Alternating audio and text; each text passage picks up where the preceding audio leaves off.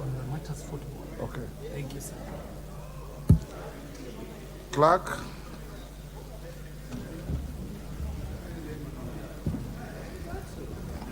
Order number 1, administration of oath.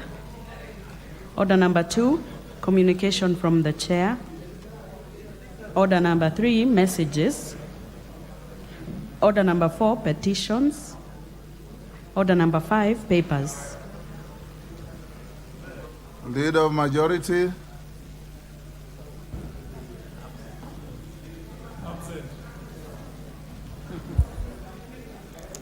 Honorable Speaker, I beg to lay the following papers on the table of the House today, Wednesday, August 23, 2023. Annual report and financial statement of University of Eldoret for the year ended June 30, 2021. Number 2, ratification, acceptance, and accession of the agreement established International Vaccine Institute, IVI. And third, audited financial statement of KNSL for the year ended 30th June 2023. Thank you, and I lay. Thank you, majority. Chairperson, Public Petitions Committee, Nimrod. Thank you, Mr. Speaker. Honorable Speaker, I beg to lay the following paper on the table of the House. Today, Wednesday, 23rd August 2023, report on the Public Petition Committee on its considerations on Public Petition number 6 of 2023 by Mr. Patrick Kiberia regarding amendment to the Kenya Information and Communication Act. Thank you, and I beg you to take. Thank you. Chairperson, Public Investments Committee on Social Services, Administration and Agriculture. Wangwe Emmanuel. Thank you, Honorable Speaker. Honorable Speaker, I beg to lay the following paper on the table of the House today, Wednesday, 23rd August 2023. First, report of the Public Investments Committee on Social Services, Administration and Agriculture on its consideration of the report of the Auditor General on 23 non-compliant state corporations. Thank you, Honorable Speaker. Thank you. Next, Chairperson, Departmental Committee on Labor, Karemba. Thank you, Honorable Speaker. Honorable Speaker, I beg to lay the following paper on the table of the House today, Wednesday, 23rd August 2023. Report of the Departmental Committee on Labor on its consideration of the Public Service Commission Amendment Bill, National Assembly Bill number 6 of 2023. Thank you, Honorable Speaker. Thank you. Next order. Order number 6, notices of motion. Chairperson, Public Investments Committee on Social Services, Administration and Agriculture, Emmanuel Wangwe. Thank you, Honorable Speaker. Honorable Speaker, I beg to give notice of the following motion, that this House adopts the report of the Public Investments Committee on Social Services, Administration and Agriculture on its consideration of the report of the Auditor General on 23 non-compliant state corporations laid on the table of the House on Wednesday, 23rd August 2023. Thank you, Honorable Speaker. Thank you. Clerk. Hold the next order.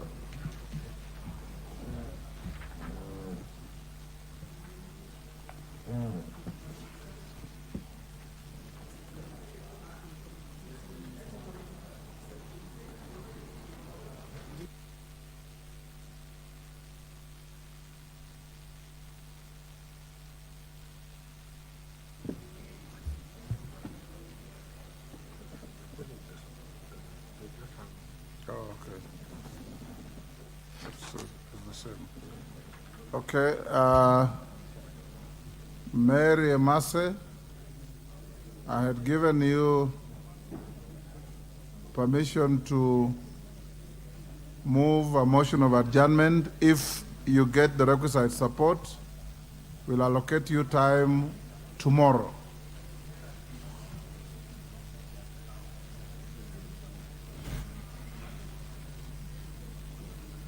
Go ahead.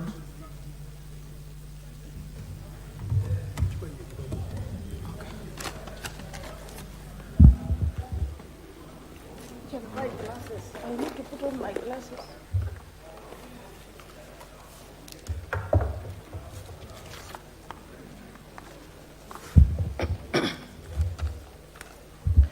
Thank you, Honorable Speaker. Honorable Speaker, pursuant to Standing Order 33-1, I seek leave for the adjournment of the House for purposes of discussing a definite matter of urgent national importance regarding insecurity and killing of border riders and business people in Teso South constituency and other parts of the country. Honorable Speaker, insecurity and targeted killing of border riders has been on the rise in Teso South constituency, where frightful residents have been witnessing dastardly attacks and cold-blood murder of border riders, and in some business people. According to reports, the gang has been targeting motorcycle riders, particularly Bajaj Boxer model. The gangs attack them with crude weapons, kill them and dump their bodies beside roads, in thickets, maize plantations, or sometimes across the border in Uganda. After killing them, the gangs rob them of their motorcycles. Survivors of the savage attacks have been left nursing life-threatening injuries. Astonishingly, Honorable Speaker, all incidences involve riders who purchased motorcycles from credit vendors who offer flexible payment plans, and incidentally, they are killed immediately after they clear the loans or when they are almost through with the loan repayments. This pattern paints a probable, well-coordinated collusion between some creditors and criminal gangs to attack targeted motorbikes and kill the owners and repossess them for resale to other clients who might likely suffer the same fate as initial owners. It is no wonder that whenever an owner of a motorcycle is killed, his motorcycle tracker is immediately dismembered, making the motorcycle untraceable. Honorable Speaker, the spate of killings of border riders is making business a death trap, not just in Teso South constituency, but also in other parts of the country. In the last 1 month, at least 8 people have been killed and robbed of motorcycles, while 50 others have been injured. Among those who have fallen prey to this scheme are one, Mr. Emmanuel Ekisa of ID number 333-24538 from Ekipor village. Mr. Samuel Ongala of ID number 2664324 from Assyrian village. Mr. Steve Sunday of ID number 39721012 from Angorom village. Mr. John Bakwa from Angorom ward. There's also Mr. Bernard Ocheng from Siaya. There's Mr. David Ocheng from Siaya as well, and Mr. Kelvin Olubai from Agoloto village, who went missing with his motorbike and up to today has not been traced. There's Mr. Peter Maina, businessman who was attacked in his shop, who was shot at his shop at Ojami Center. Honorable Speaker, it's against this background that I seek leave for adjournment of the House to discuss this matter of great national importance, national concern. Thank you, Honorable Speaker. Yes.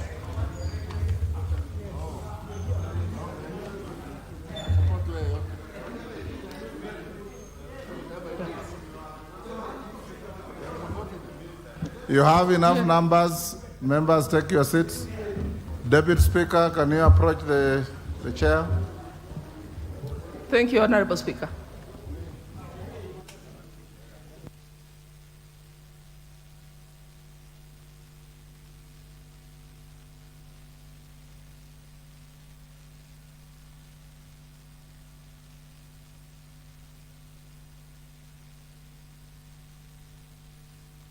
Honorable Emase, We will allocate you time to move your motion tomorrow at 5:30.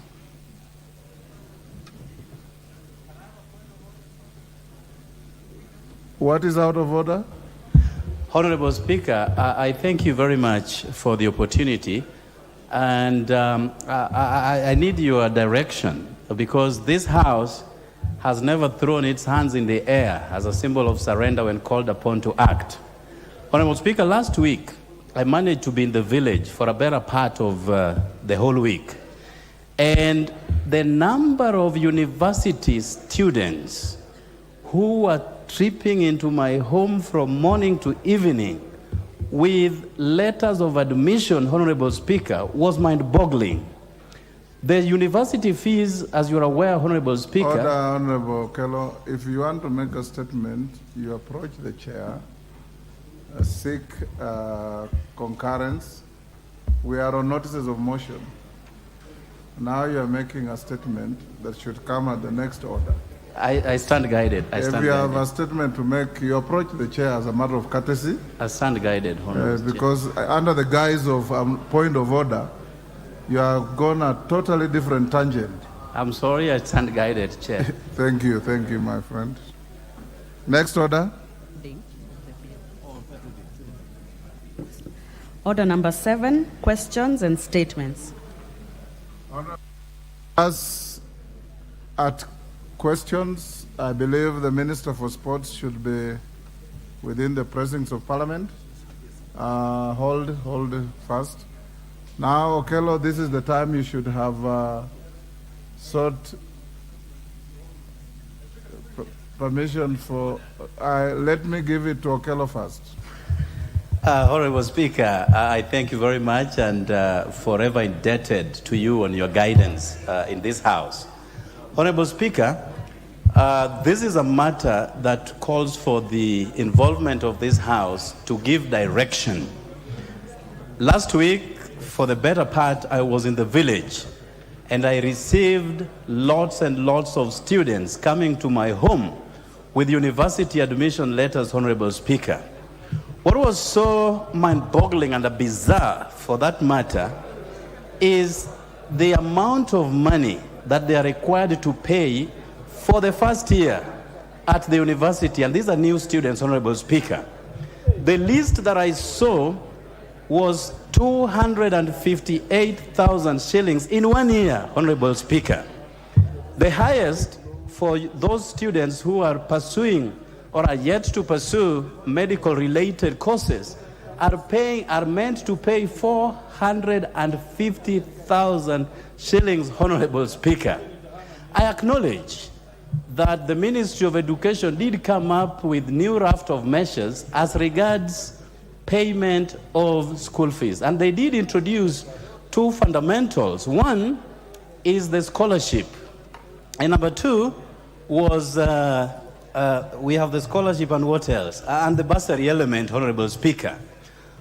Mr. Speaker, initially, every student was liable to capitation funds from the Ministry of Education to pursue their courses at the university, Honorable Speaker. That has since been scrapped and is replaced by bursary together with scholarships, Honorable Speaker. Honorable Speaker, I need your protection. There seems to be higher consultations in the House. Honorable Mbandi and your trio.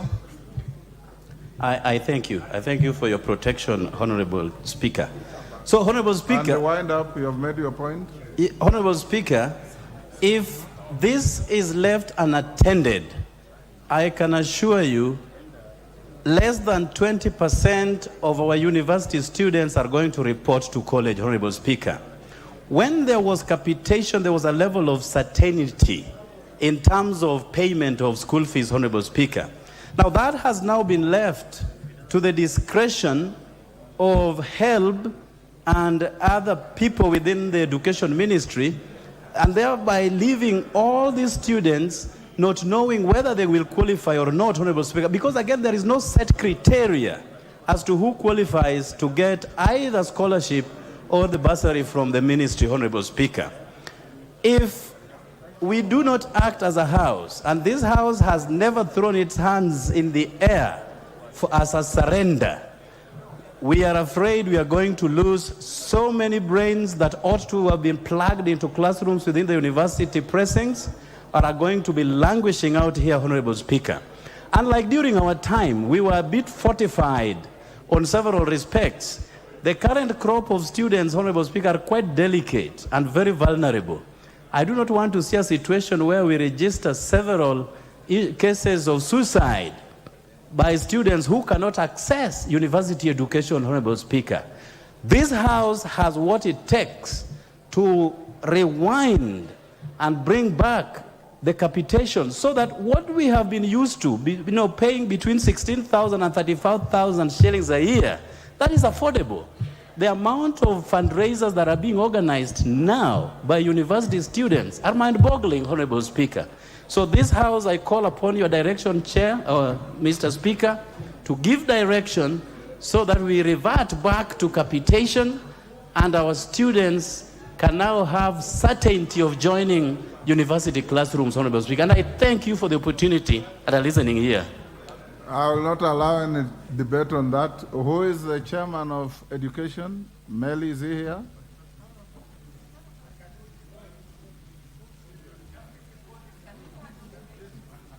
Yes, Mother Ongari.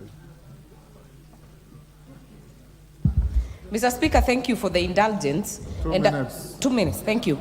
And the issues I would like, before you direct it to the Committee of Education, anywhere there is a scramble, Mr. Speaker, there breeds corruption. Right now, the application for this model has to be through HELB. Some people don't even have IDs, Mr. Speaker.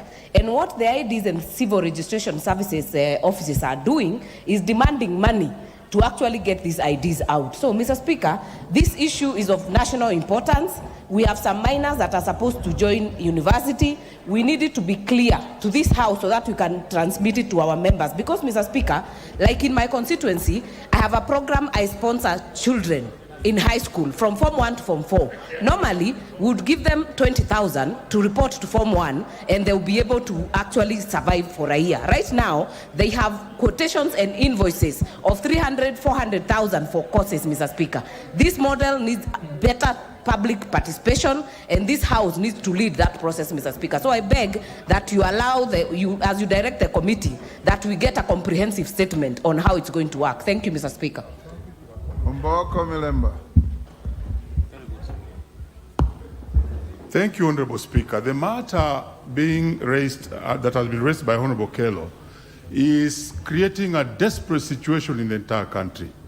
I had originally sought to even have a statement, but it did not work. Now, the portal that the university students are supposed to use to apply is completely jammed and they're unable to access, either for what is called scholarship or even what is called the loan, leave alone the household payments. Then another desperate situation is the fact that over 4,000 students who don't have IDs cannot access. Yet there's space in the regional way where we could use the parent's ID to get the loan. And then furthermore, in this particular situation, the students have a deadline of 27th, Honorable Speaker. And 27th is just the day after tomorrow to close. So as you refer the matter, I would really wish that even there's an extension of the deadline so that the students can access the portal. Thank you, Honorable Speaker. Yes, Mwakazi. Is it Mwakazi? The member for Undanyi. Yes. Yes. Thank you, Honorable Speaker. And this matter is a very important matter. Mwashako, yes. Very important matter to this country. I want to add what my colleagues have said. Another challenge, Honorable Speaker, that we are facing with students, there are students who have been placed to private universities, and they've been told that they will not be able to access the government scholarship because they are assumed to be joining private universities. Therefore, they only qualify for HELB loans. So, Honorable Speaker, most of these students did not entirely choose to go to private universities, but now they find themselves in a quagmire, and therefore, Honorable Speaker, this is a matter that we, as government, must give out a statement, possibly requiring that the placement to universities and the time frame that students have to change from one university to another be increased to another date, and possibly where universities are asking students to report from next week, they should shelve the reporting time until this issue is sorted, particularly the one that places students into different categories.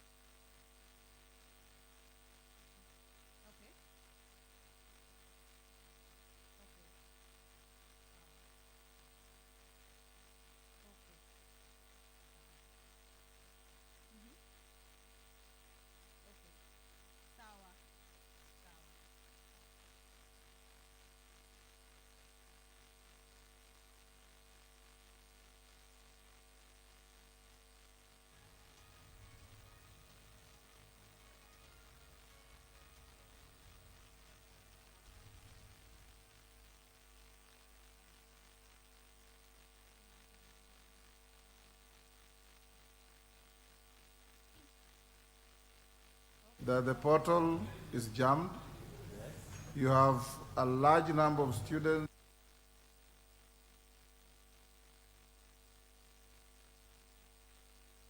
Exceptions can you give to that rule? And the confusion between help and scholarships and whatever you call it. So the ball is squarely in your court. And I want you to find out from the ministry, since tomorrow is the last sitting day, I direct that you bring a statement to the House tomorrow at 3 when we take our sitting. Before you make your Thursday statement, you will make a statement on this issue so that you allay the anxiety and give direction and solution to the problem.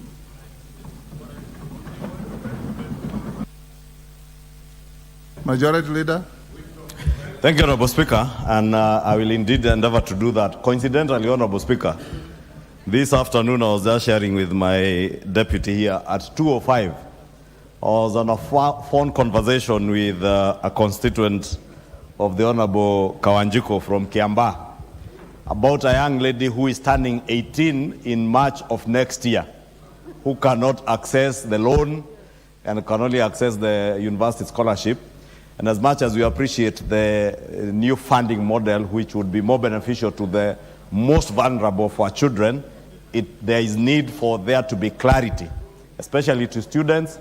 I say they may claim that they have provided information on the portal, but the same portal is hanging. Therefore, there ought to have been a little bit of more public and civic education on the new funding model. And maybe one of the things we should ask the CS to be doing is to ensure that not a single student is denied admission into any public university until they resolve the issues that are pertaining now. And especially that issue of age and access to loans, Honorable Speaker, and I will be in touch with the CS to give a statement tomorrow. Thank you. Very well. I want us to leave it there. Minority Leader, is it on the same issue? Mr. Speaker, thank you very much. This is a different issue. And not so different, because Mr. Speaker, I said yesterday you recall. It can be different and then not so different. Wait. Is it different or is it not different? It boils down to the same issue of public policy. Yes. Mr. Speaker, yesterday you did give a directive to the Leader of Majority to come back to this House today with a statement on the memo, purported memo from KERA or Ministry of Roads. Mr. Speaker, following the short debate on that matter here yesterday, in the evening I got numerous phone calls, inquiries from across the country, because the country was alarmed that money earmarked for Kenya roads can be reduced. They could not believe what they were hearing. And yet, that is the lifeline, the lifeline for the poor inhabitants of our constituencies. Mr. Speaker, this is a matter that cannot wait. I was hoping to hear from the leader of majority, but he hasn't come out to tell us exactly what happened. I would be asking Mr. Speaker if to tell us exactly what is the situation. But more importantly, Mr. Speaker, a message must be sent out to whoever is contriving, whoever is imagining, whoever is contemplating reducing monies earmarked for Kenya roads by even assent, that this House will take drastic measures against any such person or authority. Mr. Speaker, this could be the first case of impeachment. I can tell you, it's a very serious issue. And therefore, I want to plead with you, just allow Honorable Chungwa to report to us what really is happening. Thank you. Order, honorable members. Majority Leader, do you have the statement ready? Order. Thank you, Honorable Speaker. It's indeed true the issue was raised yesterday by the Honorable Jared Okello, and we spoke at length about the issue. And I want to agree with the Leader of Minority that it is indeed an issue that is disturbing many people across the country. And in fact, even this morning, very many members raised it in the morning session asking if I had the statement today. But I will be giving that statement tomorrow, because I did speak to the CS, who is actually out of the country, and asked him that by tomorrow he must give a comprehensive report on why the shift and what that shift is anchored on, whether it is on the basis of reduced budgets to Kenya, or whether it is on any law that may have been passed by any other house other than this house, because this house has not passed any laws that would alter those allocations. And indeed, Honorable Speaker, I can commit tomorrow afternoon, I will be giving that statement. Thank you. Next order. We must make progress, honorable member. Let's dispose of honorable members order number 8 before we come back to order number 7 on questions.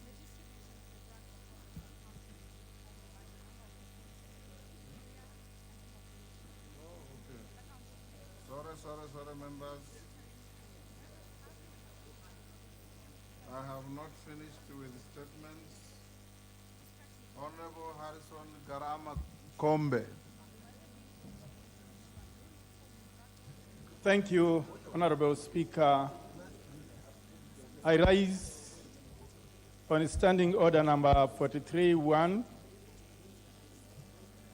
Honorable Speaker, pursuant to this standing order, I wish to make a general statement regarding the untimely passing on of Honorable Jonathan Katana Nzai, former Member of Parliament for Malindi North, the currently Magarini constituency in Kilifi County. He served from 1983 to 1997 on a KANU ticket. Honorable Speaker, it is with deep shock that I learned of the untimely demise of my mentor and friend, the late Honorable Jonathan Katana Nzai. That occurred on Friday, 18th August 2023. Honorable Speaker, the passing on of Honorable Jonathan Katana Nsai has robbed the people of Magarini, Kilifi County, and the country as a whole. Honorable Speaker, Honorable Katana Nsai was elected to Parliament 1983, and during his time, he fought for the pension of members of Parliament and presidents.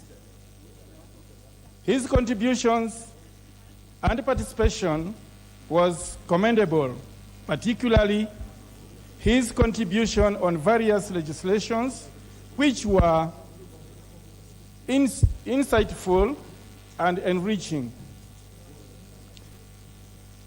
His dutifulness made him stand out among the peers, thereby earning him admiration that elevated him to being elected 3 times to Parliament. Honorable Speaker, his passing marks a dark moment, not only for his family, but for the people of Magarini, Kilifi County, and the country at large. Kenya has lost a former candid legislature, devoted public servant, hardworking leader, and true son of Kenya, who endeavored to give everything for what he believed in with great courage, tenacity, and humility. He always reached out to elected leaders to consult for the betterment of the residents of Magarini, Kilifi County, and the Coast Region, and Kenya at large. Honorable Speaker, I express my heartfelt condolences to the family, the residents of Magarini, Kilifi County, and Kenya as a whole.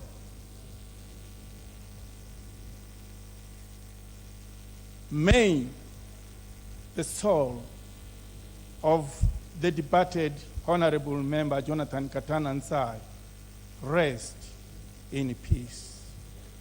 I thank you. Honorable Speaker, I seek your indulgence to allow members to stand for a minute of silence in honor of the departed Honorable Member of this House. Thank you. It shall be so. Members be upstanding.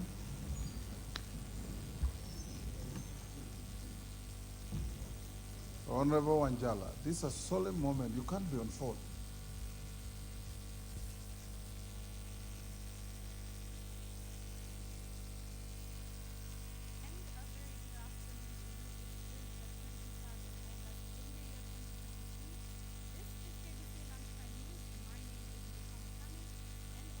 Thank you. Thank you, honorable members. Honorable Katana Nsai, I served with him in the 7th Parliament. He was a wonderful representative of his people, and he was a very, very active member of this House. That was the time when there were no committees, so the only arena for expression was on the floor of this House. And he did his job well. Thank you.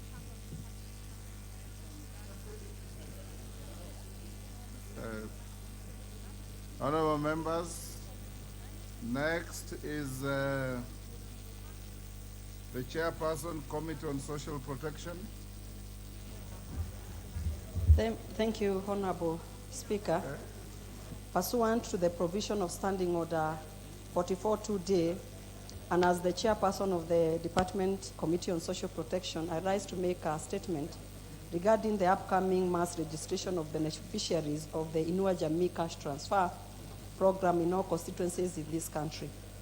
Honorable Speaker, the State Department for Social Protection and Senior Citizen Affairs is responsible for implementing the Inua Jamii Cash Transfer Program, which targets older persons aged over 70 years, poor households taking care of orphans and vulnerable children, and persons with severe disability. The beneficiaries of the program receive a monthly stipend of Kenya shillings 2,000. Honorable Speaker, currently the program has a total number of 1,233,129 beneficiaries are enrolled to the program. However, due to natural attrition and graduation of beneficiaries from the program, the actual number of registered beneficiaries has dropped to 1,442,864 as per the July 2023 payroll. Honorable Speaker, in the line with the government commitment to progressively increase the beneficiary under the program to 2.5 million in the next 3 years, on 8 August 2023, the Cabinet approved the first phase of registration exercise for 500,000 new beneficiaries. Consequent to the said Cabinet decision, the State Department for Social Protection and Senior Citizen Affairs will be rolling out a mass registration exercise from 1st of September 2023. The exercise will take place in all constituencies and will target all older persons aged over 70 years and above, and households with vulnerable children and persons living with disability. Further, the enrollment of new beneficiaries, the registration exercise will target replacement of 190, 265. If you add to 500,000, it will be 690 to 65 beneficiaries who have exited the program at locations where the exit occurred. In addition to the prescribed eligibility criteria, distribution of the numbers of beneficiaries will be guided by the data from the Kenya Bureau of Statistics. Honorable Speaker, the exercise will be coordinated by officers from the Directorate of Social Development, Directorate of Children's Service, and the National Council of Persons with Disability at the regional, county, and sub-county offices, supported by the established community structures. To this end, Honorable Speaker, I wish to urge all members of this House to take this noble cause exercise very seriously and support it fully to ensure that the deserving constituents benefit from this program, to make sure that those vulnerable will be able to get the money, the 2,000 Kenya shillings, as from January next year. I thank you, Honorable Speaker.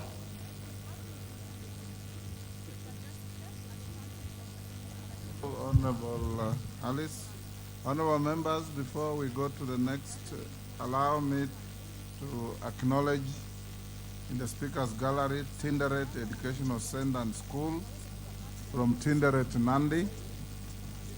In the public gallery, AIC Cheribisi Primary School from Mgwen Nandi, Kabianga Primary School from Belgood Kericho, Joel Omino Primary School from Kisumu Central, Kisumu, and Tinderet Educational Center, Tinderet Nandi. On your behalf and on my own behalf, we welcome the students and their teachers to the House of Parliament. Thank you. Next order, call out order number 8 we dispose of before we go to question. Hold on, clerk. Yes, Joseph. What is it? They come from my constituency. Okay. Thank you, Mr. Speaker. On behalf of all other schools, welcome the students to the House. Thank you,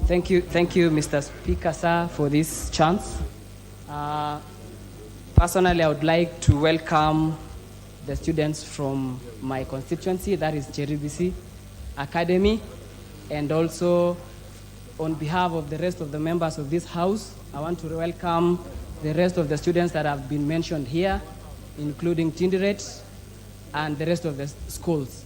I want also to single out and appreciate the head teacher for KBC Academy, Mr. Chumba, for the exemplary work that is done.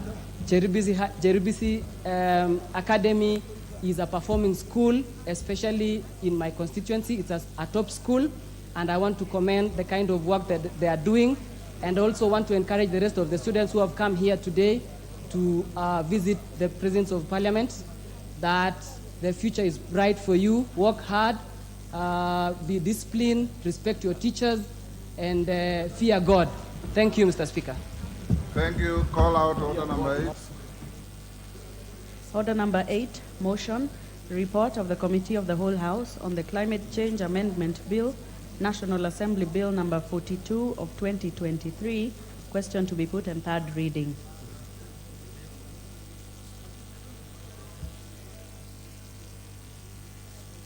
Yes, what is out of order? Betsimba? Asante sana Mheshimiwa Spika. Ninasema kwamba hukutupa nafasi ya kusema pole kwa ndugu na jamaa na marafiki wa Mheshimiwa Nzai. Kama ungetupa nafasi na sisi pia tupeleke rambirambi zetu. Hiyo tumepita ndugu yangu. Tumempa heshima ambayo ni stahili wa kusimama kimya kwa dakika 2. Asante sana Mheshimiwa Spika, na mimi nasema pole. Na pia tunakubaliana na mbunge Bwana Kombe kwa ile rambirambi imetoa kwa niaba yetu, na tunamuombea Mheshimiwa Katana Nzai alazwe mahali pema.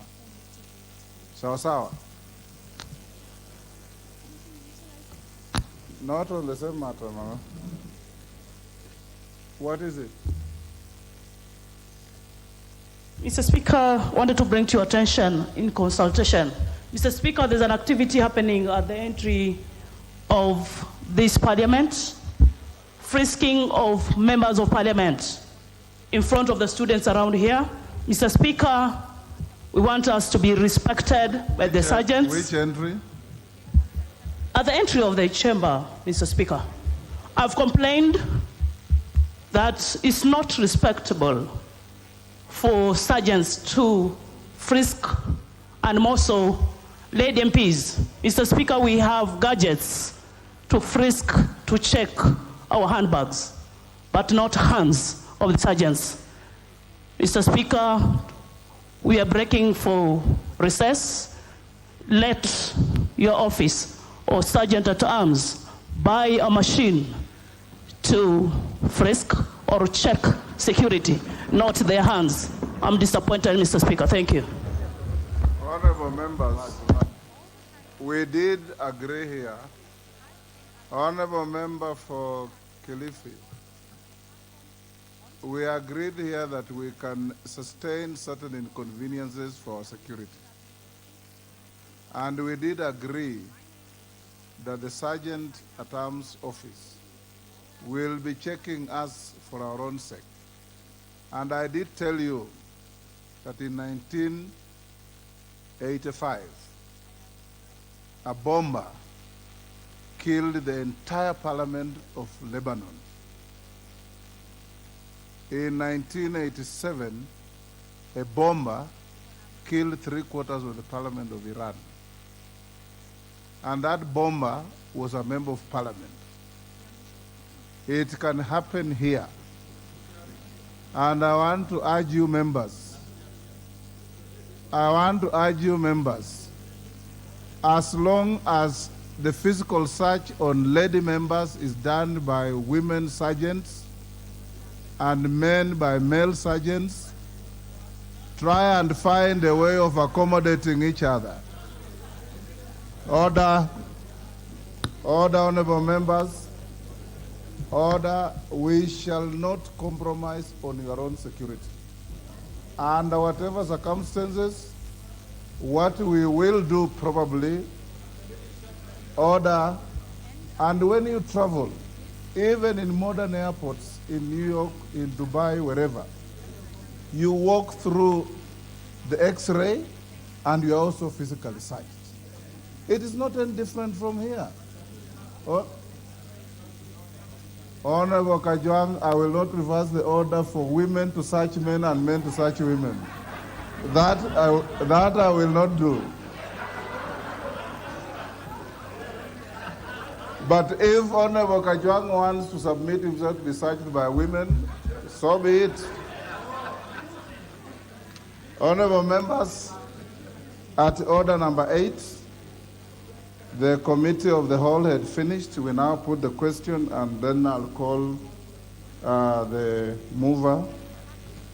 Honorable members, I now put the question at order number 8, that this House do agree with the report of the Committee of the whole House on its consideration of the Climate Change Amendment National Assembly Bill number 42 of 2023. As members of that opinion say aye. Will those of the contrary opinion say nay? The ayes have it. Mover. Thank you, Honorable Speaker. I beg to move that the Climate Change Amendment Bill, National Assembly Bill number 42 of 2023, be now read a third time. And I request the Honorable Gikaria to second. Honorable Speaker, I second. Thank you. Honorable members, I propose the question, which is that the Climate Change Amendment Bill, National Assembly Bill number 42 of 2023, be now read a third time. Can I put the question, members? Honorable members, I now put the question, which is that the Climate Change Amendment Bill, National Assembly Bill number 42 of 2023, be now read a third time. As members of that opinion say aye. Will those of the contrary opinion say nay? The ayes have it. Clerk. A bill for an act of parliament to amend the Climate Change Act 2016 and for connected purposes. Thank you, honorable members. We'll go back to order number 7. Bring in the Minister for Sports, and we'll deal with that for 1 hour, then go to the Committee of the Whole.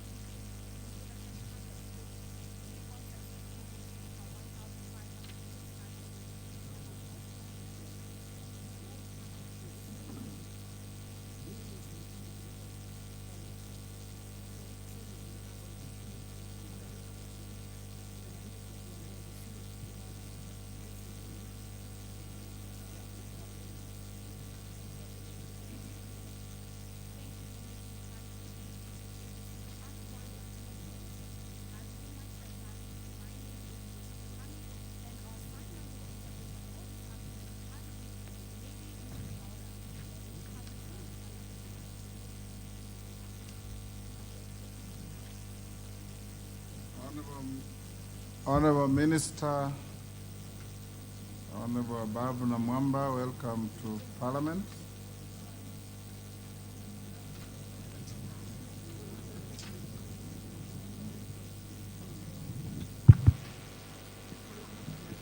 Honorable Majority Leader, order, Honorable Koyo and your team. Thank you, Honorable Speaker. The Minister is here on a special direction by the Chair, following points of order raised by the Honorable Wanjiku Muya and picked up by many members in the House about the treatment or lack of it of members of a special team that went to Berlin to represent our country. So, Majority Leader, you may take the floor. Thank you, Honorable Speaker. Honorable Speaker, as I begin, let me, Honorable Speaker, with your indulgence, note that following the issue that was raised on the floor of the House as the Paralympics team visited the House and a number of members raised issues regarding the conduct of the Ministry of Sports and how they treated that particular team. There are also issues that emerge about other teams and other players within the sporting fraternity. And it was on that basis, Honorable Speaker, when you asked me to rise in my place and speak to the issue, I did commit that we will cause the Minister for Sports, who is here today, to appear before the House so that he may answer to the questions that are in the order paper, together with other issues that may have arisen. However, Honorable Speaker, with your indulgence, before I read the questions to the Minister, I am in receipt of a letter which was received in my office yesterday, dated 21st August this year. Honorable Speaker, if you can protect me from this noise. Honorable Koyo and your colleagues. Order. Honorable Koyo. Honorable Koyo.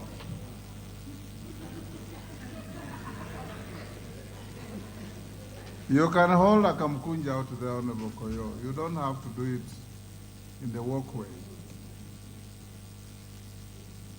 Thank you, Honorable Speaker. Honorable Speaker, I was saying before I read out the questions, I am in receipt of a letter that was copied to me, addressed to yourself and the Speaker of the Senate, the Honorable Amason Kingi, from the Minister, Cabinet Secretary Sports, Honorable Ababu Namwamba.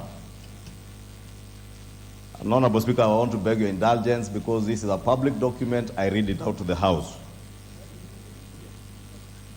And he says that the attention of our ministry has been drawn to statements made respectively by Honorable Kimani Ichung'wah MP, Majority Leader, National Assembly, and Honorable Simon Cherargei MP, Nandi, Senator, which statements purport to cast aspersions on the Ministry of Youth Affairs, the Arts and Sports. Parliament is a hallowed house of record, rules and preeminent honor, with well-laid standing orders backed by age-old established normative customs, usages, and traditions. Among the immutable norms of parliamentary practice include non-admissibility of hearsay and not condemning anyone unheard and in their absence. Indeed, these basic rules of natural justice apply to Parliament in recognition of its eminent status not only as a supreme institution of representation of the will of the people, but also as a quasi-judicial organ. Further, Parliament has a formal oversight mechanism through the committee system that ensures all executive actions are checked within established official structures. Private members' questions and motions, as well as summons, are part of this oversight architecture. We believe our ministry is performing optimally in sync with the government's bottom-up economic transformation agenda. We are also available and open to robust parliamentary oversight within the established official mechanisms, including through the relevant oversight committees of the August House. And it is in this context that the ministry writes to inform you, Honorable Speakers, of our readiness and availability to appear before the August Houses to respond to the specific issues raised by the Honorable Kimani Ichung'wah, MP, National Assembly, and the Honorable Simon Cherargei, MP, Senate, at the earliest opportunity available as per the calendar of the House. Your kind indulgence is appreciated in advance. Please do accept, Honorable Speakers, the assurances of our regard, signed by Honorable Ababu Namwamba, EGH Cabinet Secretary.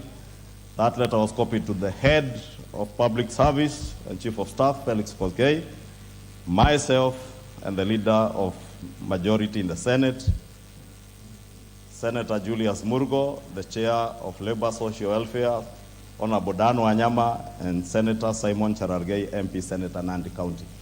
Honorable Speaker, I have chosen to read this letter out because I find it extremely condescending on the House. Extremely condescending. And while I appreciate that the minister has opted to come to the House. He has appeared to the House on invitation by the House, not him inviting himself, as he seems to imply in this letter. 2, Honorable Speaker, even before the minister answers the questions that are before him, we would want him to tell the House which is this hearsay that he alludes to. 2, Honorable Speaker, or 3, the minister says is available for open, robust parliamentary oversight within the established official mechanisms, including through the relevant oversight committees of the House. In my reading and interpretation of that statement, it seems, Honorable Speaker, that the minister is alluding that he is okay to appear before the committees, relevant committees, but he has a problem with being oversighted by plenary. And it must be on record, Honorable Speaker, neither the leader of majority nor any member of parliament is here serving at the whim of any cabinet secretary. We are here as the people's representatives to oversight cabinet secretaries and officers of government in line with our mandate as espoused in Articles 94 to 96 of our Constitution. Therefore, Honorable Speaker, I found this letter rather condescending to the institution of Parliament. And when a minister says that we are raising issues on hearsay, it is only fair, not to the leader of majority or to the Honorable Anjiku Muhia who raised that issue and the other members who spoke to it. And Honorable Speaker, I do not care about what Honorable Cherargei may have said or might have said outside Parliament, whether on Twitter or Facebook or anywhere else. But what is transacted within the plenary of this House, we do so rightfully as members of Parliament who oversight government. And Honorable Speaker, for the record, I want to state it to this minister and all ministers. As leader of majority, I do not hold brief for any cabinet secretary. I am hired by the people of Kikuyu and the members of the Kenya Kwanza coalition to lead them as a first amongst equals. But that does not take away my role to oversight anybody. From His Excellency the President, in the executive, all cabinet secretaries, and anybody, whatever cadre you are in the executive, I will hold you to account and I will oversight you. Therefore, Honorable Speaker, I needed that to be made clear for the record, for this cabinet secretary and others, because some may be misguided to believe that as leader of majority, I am here holding brief for cabinet secretaries. When it comes to matters of accountability, I will hold you to account as if I am the leader of minority. I will hold you to account the same way a member of ODM or WIPA would hold you to account, because that is my mandate, Honorable Speaker. But when it comes to advancing and pushing government business and agenda in the House, I will do the same with the same gusto and energy. I will oversight you. Therefore, Honorable Speaker, I wanted it to be clear that as much as I work for the Kenya Kwanza Alliance as the leader of majority and for the people of Kenya, that must never be misconstrued to mean that I will not hold any minister to account. The very reason the President moved the House to amend our standing orders is because none other than the President, who has hired cabinet secretaries, wants these cabinet secretaries to be accountable to the people through their elected representatives. Therefore, Honorable Speaker, allow me to now read the questions as they are on the order paper. Minority Leader, 2 minutes. Honorable Wandai. Thank you, Mr. Speaker. Mr. Speaker, first and foremost, I have just come to learn of that letter 2 minutes ago. Mr. Speaker, first and foremost, that letter should have been copied to me as the leader of minority. The cabinet secretary must be reminded that in this house, the order of precedence, after the speaker and the leader of majority, it is the leader of minority. And anything transacted in this house belongs to the house, not to the coalition of majority or minority. That is one. Two, I want to advise the minister to be a good student of history. When you hear Honorable Kimani Chungwa, Honorable Senator Silarigei, Honorable Deputy Speaker Gladys Boss speak in the manner they spoke, you should take notice. Because it reminds me of, I think, 1989, when a similar narrative started here by the late Honorable Mwenje against the then Vice President Josephat Njuguna Karanja. We all know what happened in the end. But on a more serious note, this house can choose to transact its business in the manner it deems fit. It is not for anybody else to direct it how to go about transacting its business, including the business of inviting people to this house. Under Article 95, I think, Article 2, this house has got the mandate to deal with issues concerning the people, issues of concern to the country.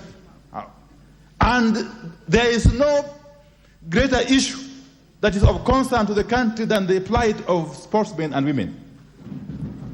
And therefore, this house is in order to raise those queries that it raised in the manner it did. And therefore, I would want to ask you, Mr. Speaker, that even before we go to the issues, the substantive questions, the matter of this letter needs to be addressed. Yes, by way of you making a pronouncement, where this is the way we shall be proceeding in this house. You know, as a coalition, we have got issues with ministers coming here. I'm sure you know that, Honorable Speaker. But even as they come, we must set the record straight on how they are going to engage with this house and how they're going to treat issues that emanate from this house, Mr. Speaker. Mr. Speaker, anything that is pronounced on the floor of this house does not really belong to the person making the pronouncement. It is the house. And if the leader of majority or the leader of minority or any other member raises an issue on the floor of this house, it ceases being their issue. It ceases being their personal issue. It becomes an issue of the house and for the house. Thank you, Mr. Speaker. Thank you. Now, Honorable, 1 minute only, Kajwang, then I give direction. Mr. Speaker, when matters such as this arise, probably it is good enough that a few members who have been around may also share their sentiments. Mr. Speaker, with all that the majority leader and the minority leader has said, I want to take a different tangent. I think that there is a disorder in the house. Right now, there is disorder in the house. And until that disorder has been solved, the house is unable to conduct further business. I'm talking about the sanctity, the dignity, the respectability of this house. To find, when we changed the standing orders, to allow cabinet secretaries and other people that could be invited to this house to deal with us in terms of statements, we did not give them the privilege to walk into this house. They must know they are strangers. Right now, they are strangers. And at best, they can only be witnesses, whom we summon from time to time in our own wisdom. and only to participate and say the things that we want them to say here. For a witness, even before appearing before us, to give us a lengthy lecture about hearsays and say that what we are doing here, we are purporting to do the things that we are doing here. We are purporting. And to allow this witness to write to the speaker, where is even the protocol of writing to the speakers of the houses? Once we have issued the summons, and the Constitution allows us that we can summon anybody, whether in plenary or in committee, to come before us.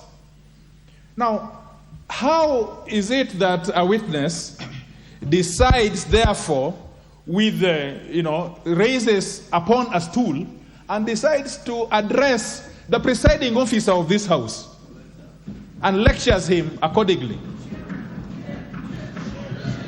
And this witness is reminding us of the traditions and the culture that we should adopt when we deal with these matters. You made your point. Now, the last point I want to make, Mr. Speaker, sir. The last point I want to make, Mr. Speaker, sir. This is the first of the issues that I've seen since we changed the standing orders. If we allow this unaddressed, then the executive or anybody else under whom we supervise will have the latitude, because there is something called precedents. I know the witness wants us to talk about the traditions. He also knows about something called precedents. If we allow him to go with this unattended, then of course we have lost our value in holding these people to account. Thank you, Mr. Speaker. I think that there is a disorder in the House, and until this disorder has been dealt with by getting this insubordinate witness, this very insubordinate witness, well, not hostile. Hostile will give me problems, but insubordinate to this House. That must be taken out before we can go. Thank you, Mr. Speaker. Honorable members, order. Indeed, I found, as your speaker, the content of the letter read by the majority leader strange.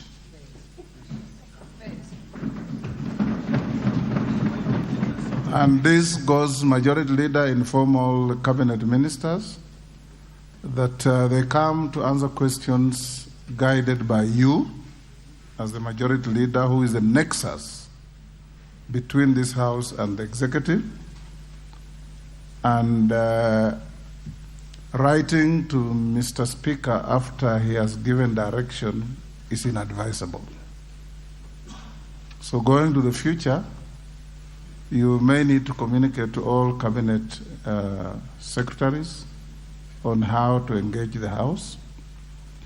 And more particularly, once the chair has given direction on the matter, no minister has any right to give value judgment on that direction.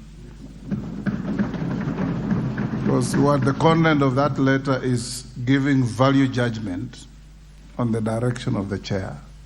It's out of order, and to cut a long story short, Minister, you will be required to rescind in totality the contents of that letter, tender an apology to the House, then we move on with answering the questions that are before us. Go ahead, Minister. Thank you, Mr. Speaker. Honorable members of this very august House, let me, Mr. Speaker, from the outset, make it absolutely succinctly and unambiguously clear that I subject myself to the authority and oversight of this House in totality. That should not be in doubt whatsoever, Honorable Speaker.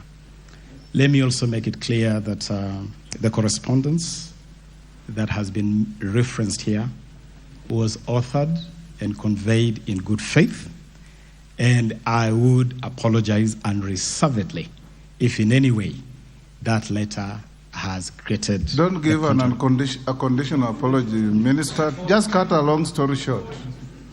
An apology should be unequivocal and clear. Mr. Speaker. Cut the long story short. Rescind the contents thereof. Apologize to the House. We do business. There are a lot of bills pending after this. Mr. Speaker, may I therefore, with a lot of respect, withdraw that correspondence and unreservedly tender an apology to the Honourable House. Thank you. May I proceed, sir? Let the Majority Leader read out the questions, and then you can proceed to answer.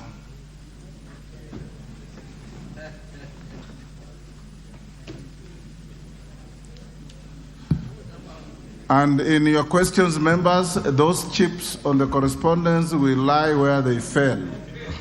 I will not allow any one of you to go back to it.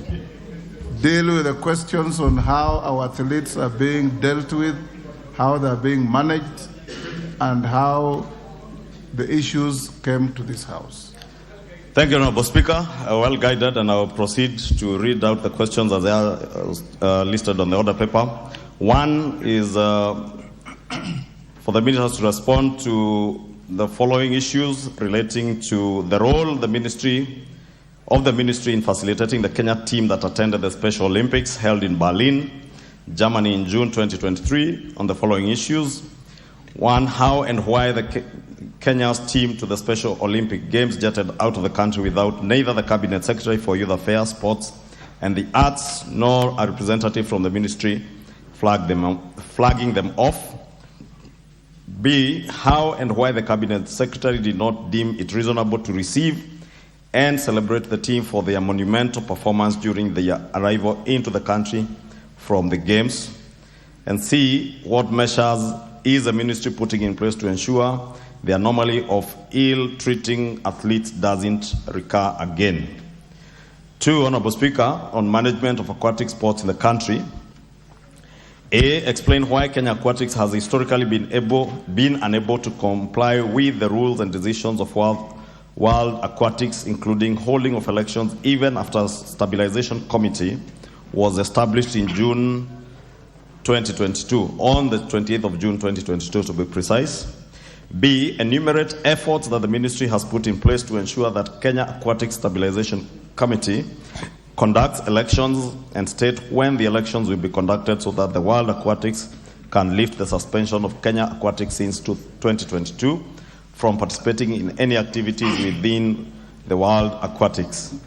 C, give an undertaking that the ministry will facilitate Kenyan swimmers to participate in the World Aquatics event scheduled for February 2024 in Doha, Qatar, and in the 2024 Summer Olympics in Paris, France. D, lastly, state how the ministry plans to address discrimination, unfairness, and opaqueness in the selection criteria of swimmers participating in various local, regional, continental, and international swimming competitions. Thank you, Honourable Speaker. For better management of the questions, Minister, answer question Roman 1 on the paraplegic Olympics. Then we can come to aquatic later, so that we can take supplementaries on the first question, which you will answer, then we go to the next. Mr. Speaker, before I go straight to answer this question, allow me to thank this Honourable House for affording myself and the ministry the opportunity to come here and engage with the House on a number of activities that the ministry is responsible for. Honourable Speaker, I will seek your indulgence, maybe in the course of this submission, to also share with you a bit of other information that touch on the work of this ministry, which particularly set the environment or the ecosystem within which the two particular questions have been set. Honourable Speaker, just as a matter of providing some background, we as a ministry are very alive to the value of sports in this country. In fact, Honourable Speaker, it is the mantra of this ministry the belief of this ministry that Kenya's #1 export to the world is our sportsmen and women. Our sportsmen and women do more in branding this country, in bringing honor to this country than anything else. And therefore, Mr. Speaker, I want to assure this House that as a ministry, we are fully committed to addressing the myriad challenges confronting this important sector. Honorable Speaker, when we came to office 10 months ago, we inherited a sporting scene with a number of critical challenges. And allow me, Mr. Speaker, to quickly share those challenges because they are relevant to the two issues that you have invited me here to share. Number one, Mr. Speaker, we found a country that was under suspension by FIFA, and Kenya had suspended FIFA from all international footballing activities. Mr. Speaker, that suspension had a very costly impact on sporting in this country. Harambee Stars, the Harambee Starlets, were locked out of competitions to qualify for AFCON, the World Cup, and all that. Mr. Speaker, I'm glad to report to this House that among our first order of business was to engage FIFA very, very quickly, and I did seek and get an appointment with the FIFA president, Mr. Gianni Infantino, and within 1 month, that suspension was lifted. I'm very glad to report to this House, Mr. Speaker, that last Saturday, 19th of August, Kenya formally returned to international football with the participation of Kakamega Homeboys hosting the Libyan side Al Hilal in the first round of the CAF Confederation Cup. Mr. Speaker, the second challenge we inherited was a looming ban. Yes, David Speaker. Thank you, Honorable Speaker. I think the Cabinet Secretary is telling us about the history and the work he has done. He should simply stick to answering the questions that he has been asked, which is about the athletes and the team, a very specific question. We didn't ask about FIFA and football and being suspended. Thank you. Minister, you may proceed to answer the questions as they were read out by the majority in the interest of time. Thank you, Mr. Speaker. Mr. Speaker, I just thought that this whole area is a complete ecosystem and the House could benefit from this background. But let me go straight to the questions. And as you have guided, Mr. Speaker, let me go to the question on the Summer Special Olympic Games. Mr. Speaker, I'm pleased to provide a detailed report on Kenya's participation in the 2023 Summer Olympic Games held in Berlin, Germany, from June the 17th to 25th this year. The Games had a global participation of a total of 6,500 athletes from across the world, representing 190 countries, competing in 26 different disciplines. We had a whole contingent of 3,000 coaches and 18,000 volunteers at those games. Team Kenya, Honorable Speaker, had a total of 66 athletes who were accompanied by 26 coaches and guides. These particular games, Honorable Speaker, let me clarify, normally involve persons who are intellectually challenged, and therefore, Honorable Speaker, I need to emphasize that even the accompanying delegation is normally a bit bigger than in normal delegations because of extra support needed to the team. Mr. Speaker, the team departed on different dates between 10th, 11th, and 16th of June. And Mr. Speaker, the reason why normally teams depart in batches is because, number one, the schedule is normally quite long and athletes prefer to arrive when their particular discipline is very close. And you know that even the weather can affect the performance of an athlete. And so they depart in batches. Mr. Speaker,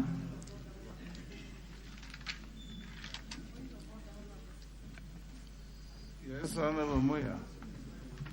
What is the point of order? Honorable Speaker, I am indeed sad that the Minister is not answering the direct question of flagging off these children and welcoming them. But the point of order is that he may not be well briefed about Special Olympic. Special Olympic, Honorable Speaker, from my experience, is games where all children go together, because traditionally the opening ceremony is traditional and closing ceremony is traditional. And the reason they went in different dates was purely because of late procurement of air ticket. Indeed, when the games had already commenced. Let him finish, we'll ask him supplementaries. Thank you, Mr. Speaker. Mr. Speaker, the team was accompanied by 13 government officials, led by Her Excellency, the Second Lady, and 2 officers from the ministry, the Chief Executive Officer of the Kenya Academy of Sports, and the Acting Director of Sports. Mr. Speaker, I want to assure the House that the ministry took full responsibility for this team.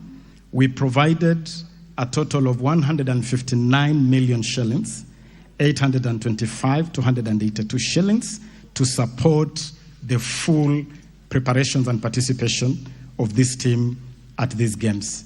And that money included support to residential training, provision of uniforms, sports equipment, travel expenses, which included return air tickets for the whole delegation, allowances in accordance with the Salaries and Remuneration Commission, accommodation, reception.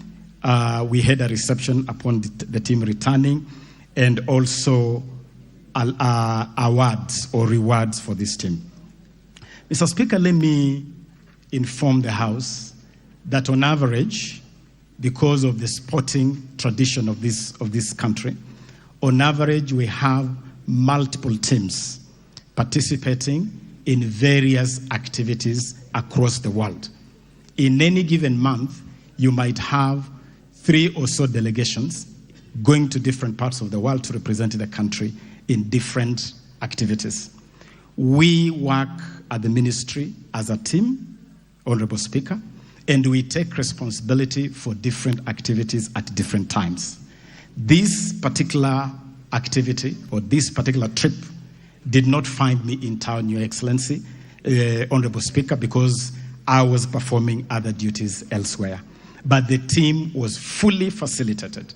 I can confirm to this House that indeed I was not at the airport at the departure of this team, but officers of the ministry accompanying this team ensure that all the preparations required were done and that full funding as required was fully done. Mr. Speaker, I can also confirm that we remained in touch with this team throughout the period of these games. We tracked their participation, and upon their return from this trip, we had a reception at the airport, complete with the traditional dancers, Mr. Speaker, which is a tradition for us in this country. We had officers of the ministry. We even had garlands of flowers to garland them and to celebrate them. And Mr. Speaker, I have images and videos of the very elaborate ceremony of receiving these athletes at Jomo Kenyatta International Airport. Mr. Speaker, immediately after the arrival back of this team, we arranged for a special reception to honor them. And Mr. Speaker, let me also disclose to this House that Her Excellency, the Second Lady, is also the patron of this team. And that's why she traveled with this team, and she has been very supportive to this team. And indeed, through her, we had already received information that His Excellency, the Deputy President, wished to be the host of the reception for this team. I want to confirm to this House that we facilitated that reception, and at that reception, we also provided a confirmation of 18.75 million shillings as cash awards for this team. That cash award, Honorable Speaker, is as follows. This team won 15 gold medals, 10 individual gold medals, and 5 team gold medals. 4 silver medals, 2 individual and 2 team. 5 bronze medals, 2 individual and 3 team. We, using the scale that the ministry has established over time, provided 750,000 shillings for every gold medal winner, 500,000 for every silver medal winner, and 300,000 for every bronze winner. I can assure this House, Honorable Speaker, that the ministry was fully represented at that ceremony by the Principal Secretary of the ministry responsible for the State Department of Sports, Engineer Peter Toom, who represented the ministry at that event. And as I've already indicated, Honorable Speaker, in that period, I was on assignment, out of town official assignment of the ministry. But I can assure you that even in my absence, and this ministry is not run as a one-man show, this ministry is run together with 2 principal secretaries, one of whom is accompanying here. The ministry is run with senior officers across the ministry, and we share responsibilities. I believe, Honorable Speaker, that this team was well handled, this team was well facilitated, this team was well received, and this team has been well rewarded for the excellent performance representing the country. Let me conclude on that particular question, Honorable Speaker, by confirming to this House that I have been available to receive Kenyan teams, to send off Kenyan teams multiple times. I've been at the airport to see off our rugby team. I have held receptions for our teams. When our team to Australia, to the World Cross Country Championship, left the country, I was on hand to flag them off. When they came back, I was on hand to receive them and to hold a reception for them. This I have done countless times, Honorable Speaker. The last one is our team that is currently competing at the Budapest World Athletics Championships. It is a team that I hosted. It is a team that I flagged off. And, Honorable Speaker, on the occasion of flagging off this team, they even raised issues on their allowances. And after consulting and looking at the scheme, which we have been revising, we were able to triple the allowances, the team that is currently in Budapest. Local allowances, we tripled from 1,000 per day to 3,000 per day. International allowances, we tripled from $60 a day to $200 a day. And that was done in the context, Honorable Speaker, of the reward scheme, which we have revised to improve our appreciation to our athletes. You saw when Faith Kipyegon broke the world record. In the context of that new scheme, we are able to award her 5 million Kenya shillings and a house worth 6 million Kenya shillings. We did the same to support Ferdinand Omanyala for his excellent performance in the African Championships in the 100 meters. Under the same scheme, Honorable Speaker, we held a ceremony a month ago called the Hongera Award Ceremony, where again we awarded different teams in different disciplines, including football teams, including legends, just to confirm that our commitment to reward our athletes is absolutely unprecedented. This is something that has never really happened before. I submit, Honorable Speaker. Honorable members, the screen is full, so it will be difficult to follow the screen. Some of you hooked in very early. Let's start with the questioner, the majority leader. I'll come to all of you. Minister, record the supplementaries so that you can answer them together. We'll take several in a row. Honorable Speaker, the Minister asserts that he was at the airport to receive them. I don't know if it was at the airport. I'm assuming it's at the airport. Maybe he can clarify. And if there would be any evidence, I would propose, Honorable Speaker, that through the relevant committee, that evidence be adduced to give the House the comfort that indeed the Minister or any representative of the Ministry was at hand to receive them. Honorable Speaker, because this is an open engagement, I have a text message I have received from somebody who says he's a sports photographer. I choose not to read his name.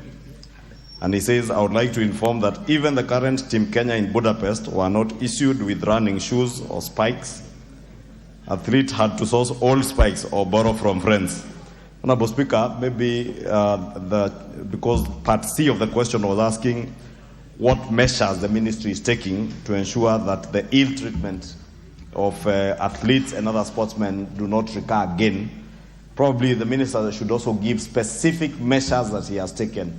If the minister needs the support of this House in terms of budgetary allocations, those are some of the things maybe we would want to hear, so that when we engage on budget making process in the course of the later this year from October, the sports committee and the budget committee members who are represented here can then note some of the things that they need to support the minister with. Yes, Honorable Kajwang, TJ. Mr. Speaker, quickly, the point as I hear from the question and the response, it has not been answered. Minister says that he was involved elsewhere, or he was engaged elsewhere in official capacities. Now, this is the gist of the question. As I understand it, the member seems to suggest that these were children in Olympic sports. Children, very special in this country, children. Number two, there are people abled differently.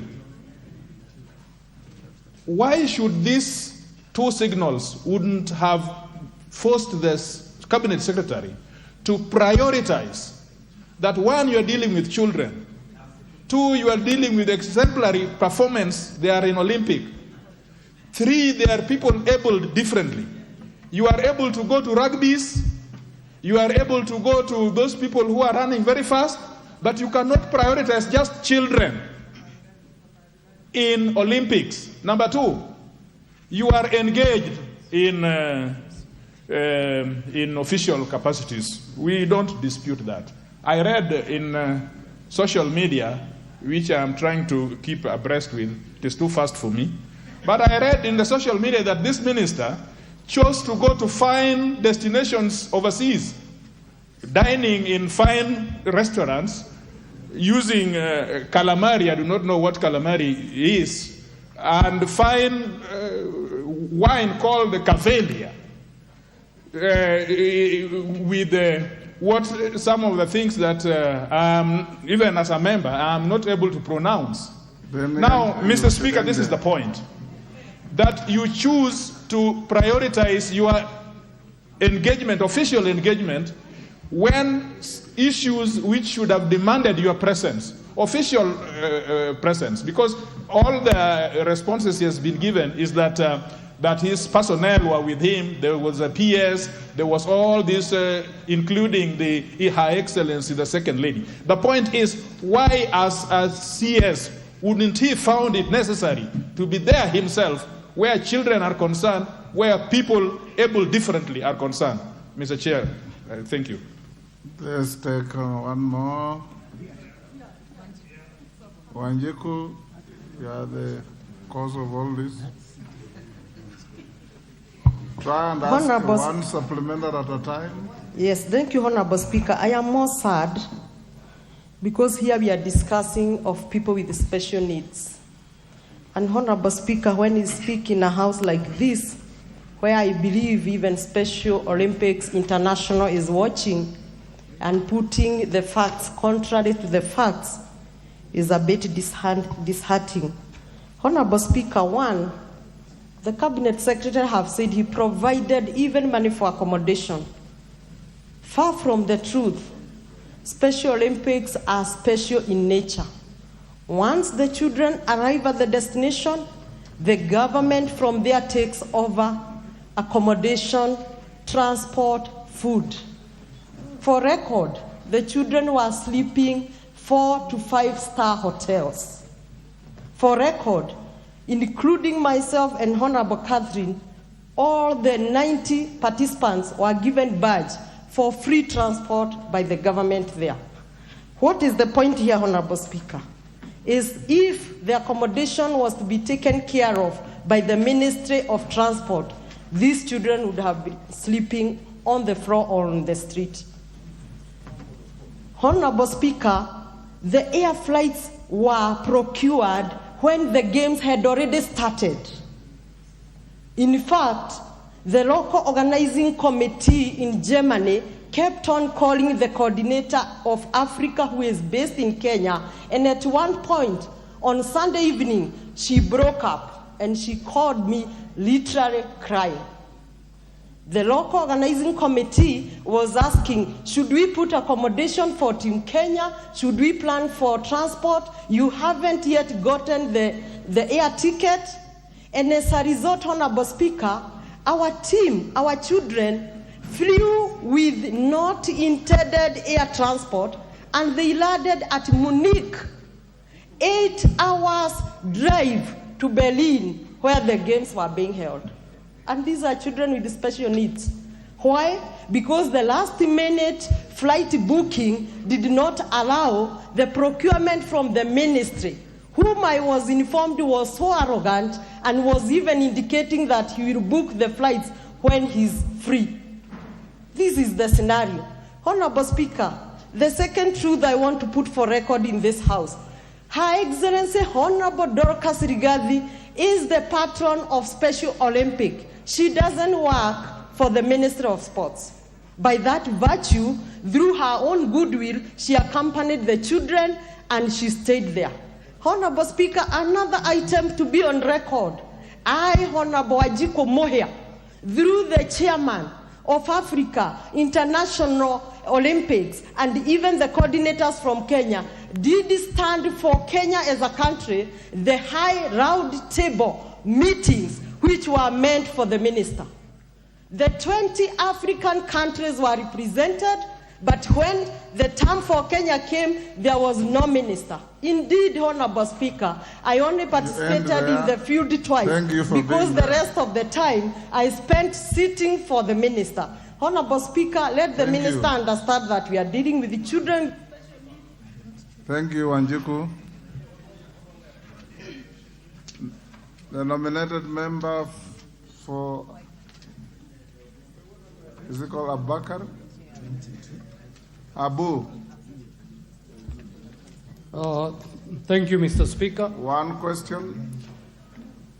Is the Cabinet Secretary aware that 4 swimmers, namely Emily Muteti, Maria Brunella, Swale Talib, Monyo Maina, attended the World Aquatic Championship in Japan We have last not reached month? there yet. Sorry, okay. All your horses will come to that. Yes, Deputy Speaker. Thank you, Honorable Speaker. I just want to ask a follow-up question. The Cabinet Secretary has explained that they spent close to 159 million shillings for various items to take care of the athletes, particularly for provision of uniforms. The question I want to ask, because it's public knowledge and it's in the social media, that our teams have been wearing knockoff uniforms. That is fake Adidas, fake Nikes, and fake uniforms.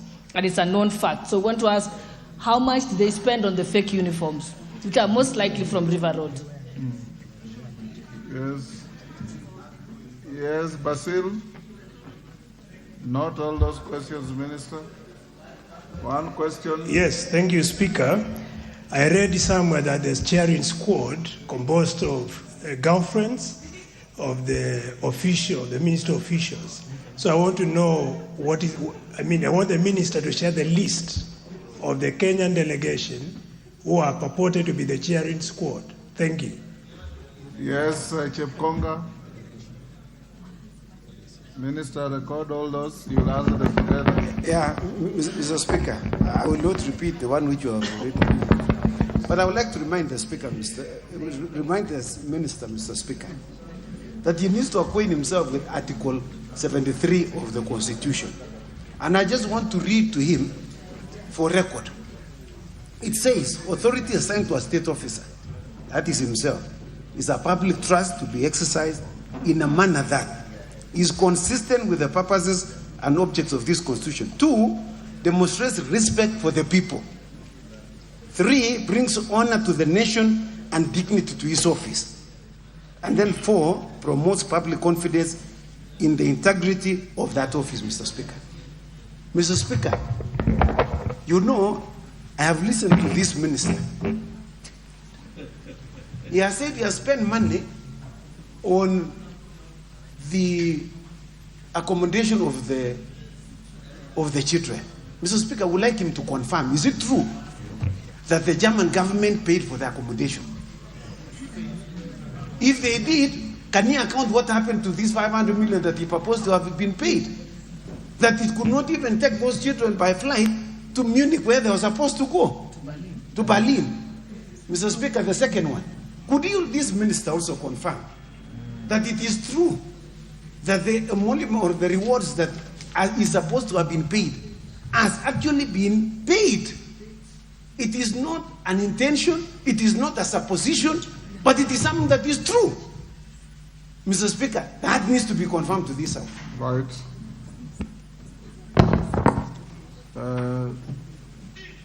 Who is the member near the walkway? Kanjori Memusi, Kajiado Central. Give Memusi.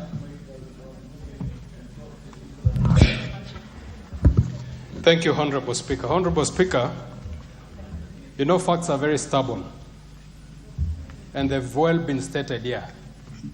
Honorable Speaker, in light of all the facts that have been stated, and in light of Article 73, which Honorable Chepkonga has just read, will this House be in order to demand that the CS Honorable Ababu resigns because he has painted this country in a very negative manner?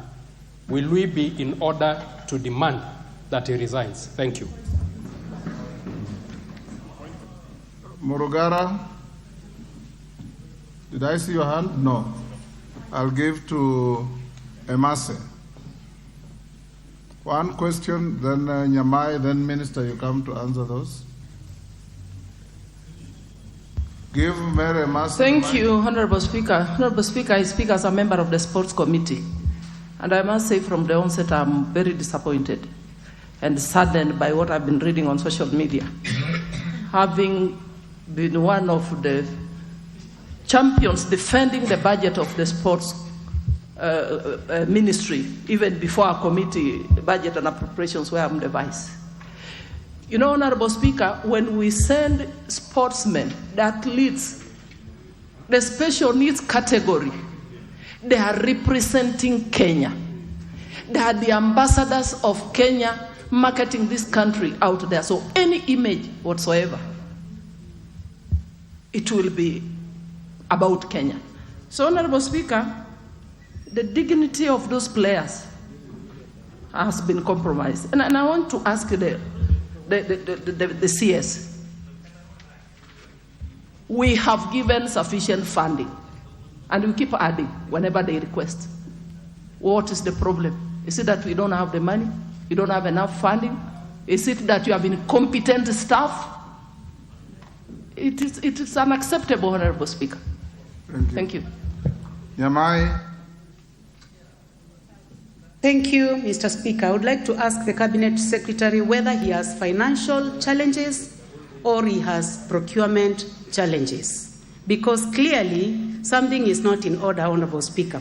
And the last one, Mr. Speaker, I would like to ask, can the Cabinet Secretary assure this House that this will never happen in this country ever again, and especially for the Special Olympics? Thank you, Mr. Speaker. Minister, you can now answer those. We'll do another round after this. Thank you, Mr. Speaker. Let me make an effort to quickly run through these questions. Let me start by the question by the Majority Leader.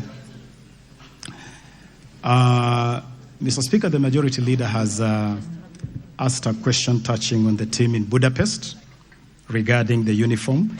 It is a question that has also been asked by the Honorable Deputy Speaker, Honorable Gladys Shelley, also touching on uniform. And allow me, Honorable Speaker, to clarify to this House that, number one, Kenyan teams at this level do not use Adidas as a brand. In fact, the National Olympics Committee of Kenya, which is responsible for teams at this level, has a subsisting contract with Nike.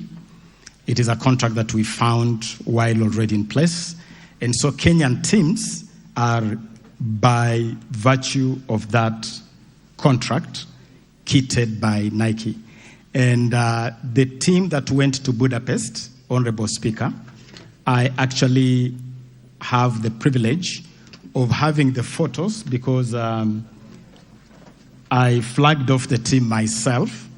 And at the flagging off, Honorable Speaker, I was together with the President of Athletics Kenya, General Jackson Tuwei. And Honorable Speaker, if you allowed me, I would actually pass on to the Honorable Majority Leader images of Team Kenya, fully kitted in their Nike uniform as per the contract of kitting these teams. And so, Honorable Speaker, I want to submit respectfully that the Kenyan team in Budapest is actually properly kitted by the kitting partner, who is Nike.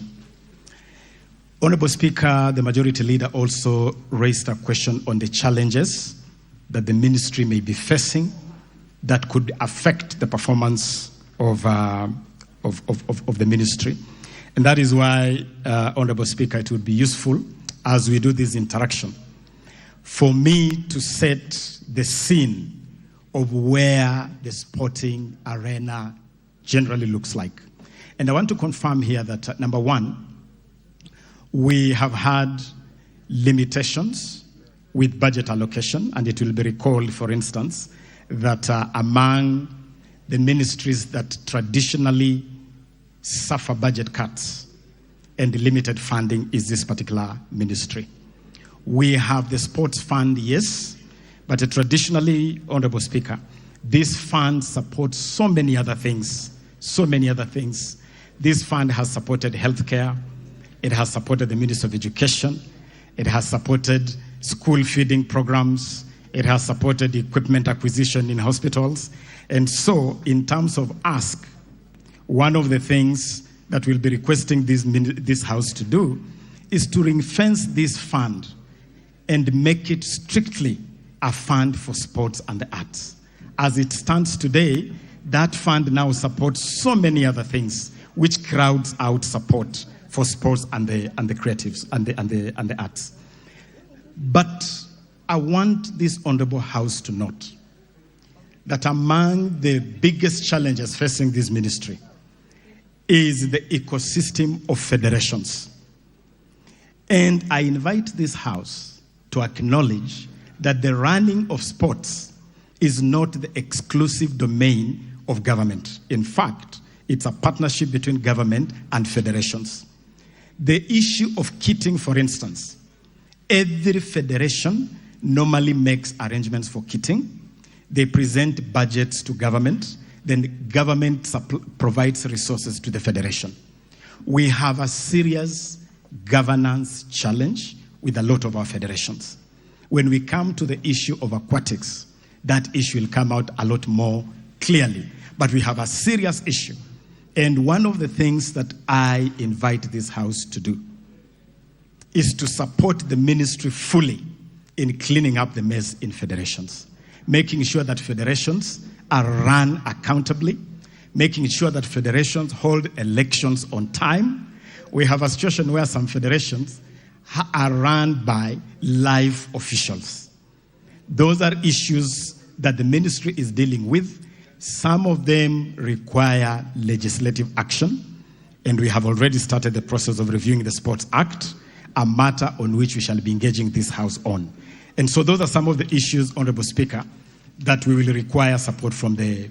On the question by Honorable Otieno Kajwang, Honorable Speaker, let me confirm that is TJ Kajwang. TJ Kajwang. Otieno Kajwang is the late. Yes, my apologies. I served with the Honorable late Kajwang, and I thank you for the correction. Number one, Honorable Speaker, this team was not a team of children, just to confirm that it was a team actually of senior players, aged generally between the age of 20 and 35. That was the general age of the team, just to clarify that on record. Number two, Honorable Kajwang, I can confirm to this House that certainly I'm the least traveled cabinet secretary in terms of traveling. When you talk about traveling to destinations, I saw some report indicating that I'm supposed to be in Budapest with the World Athletics team. I can confirm to this House that because of austerity measures of spending within the ministry, I have actually not had the honor or the privilege to accompany our teams traveling out of the country. We choose instead to send technical officers, like for this particular team, we sent the CEO of the Academy of Sports and the Director of Sports. The team in Budapest right now has a technical officer who is the Director of Sports accompanying the Principal Secretary, Engineer Peter Tum. And so it is not true at all that I go gallivanting around the globe, Honorable Speaker. I actually travel very sparingly. I want that to go on record. Honorable Speaker, Honorable Wanjiku Muia raised a number of questions, one on the spending on accommodation. And I want to confirm that the spending on accommodation, which I indicated here, and it is even in our formal submission, was actually on local accommodation. We accommodated this team at Kise, where we accommodated for the entire period of camping, and that cost was met by the funding that I have provided. Ordinarily, when you have Olympics, the organizing federation takes responsibility at that level. And so let that be clarified. In terms of why this team flew to Munich, it was because there was a build-up activity in Munich. And so different teams were actually supposed to congregate in Munich and then proceed to Berlin from Munich. Reason why this team went to Munich. It is not true that there was late registration. This team was actually registered on time, and all of them were able to participate. The rules for these events, these international events, are so stringent that they do not allow any registration out of time. And I can confirm that this team indeed was registered on time. Honorable Gladys Boschley, the Honorable Deputy Speaker, raised a couple of questions, one on the budget and how that budget was spent. And let me confirm, Honorable Speaker, that ordinarily the ministry does not generate any budget for any event. Budgets are generated by the parent federation. In this case, the budget was generated by the Special Olympics Federation. It is that budget that is used to make the allocation. The funds actually go to the federation, and it's the federation that takes responsibility for that spending. The federation also takes responsibility for kitting, and I want to confirm yet again that we are not aware of any fake Adidas, and that these teams are ordinarily kitted by Nike under a very formal agreement that is actually headlined by the National Olympics Committee of Kenya. That takes responsibility. There was a question. Deputy Speaker.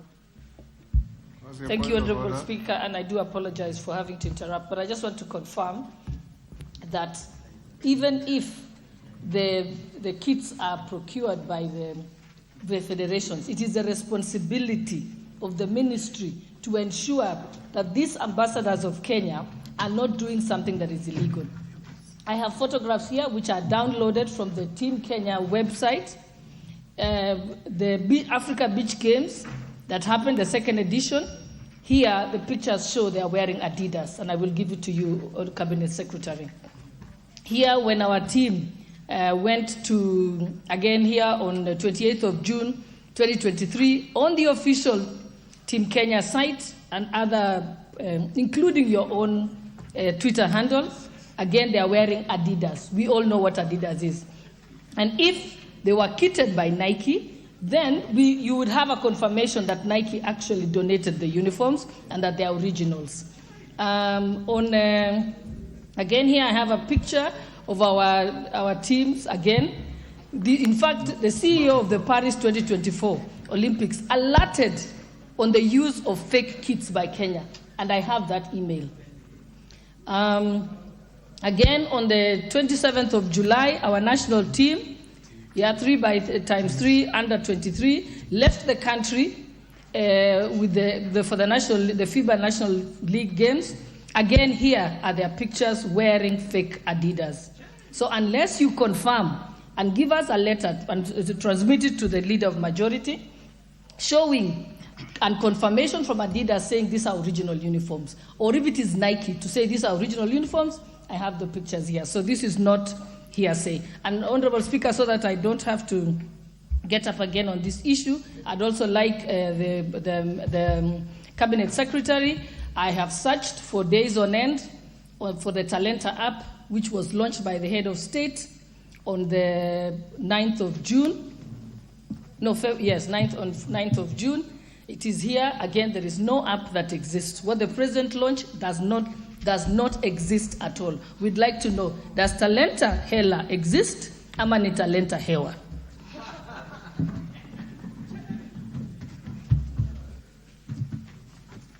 May I continue, Honorable Speaker?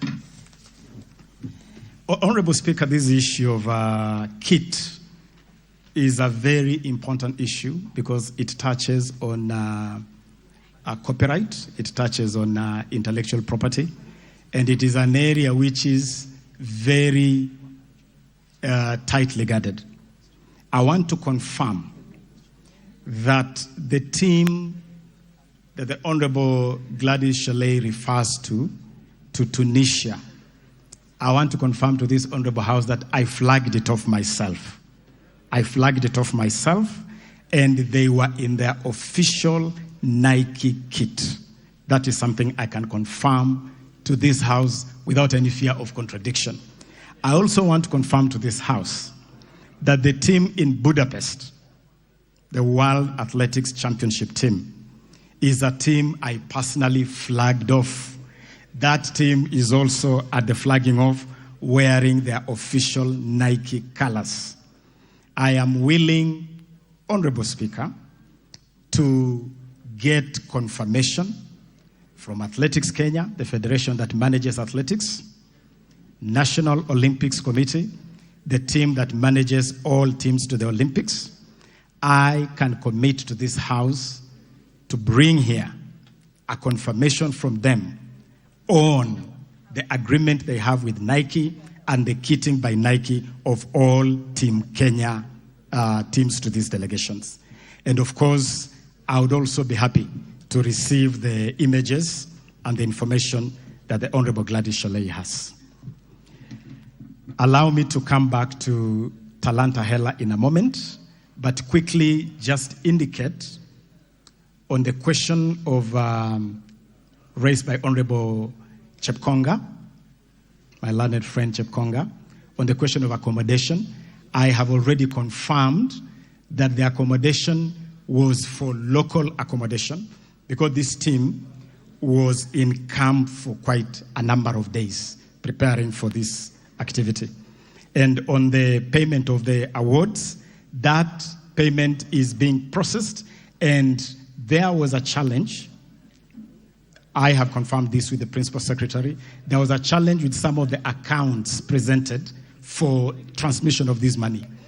I want to inform this House that because of previous cases of misappropriation of money meant for athletes, we have changed the procedure, and now we send money for athletes directly to the athletes.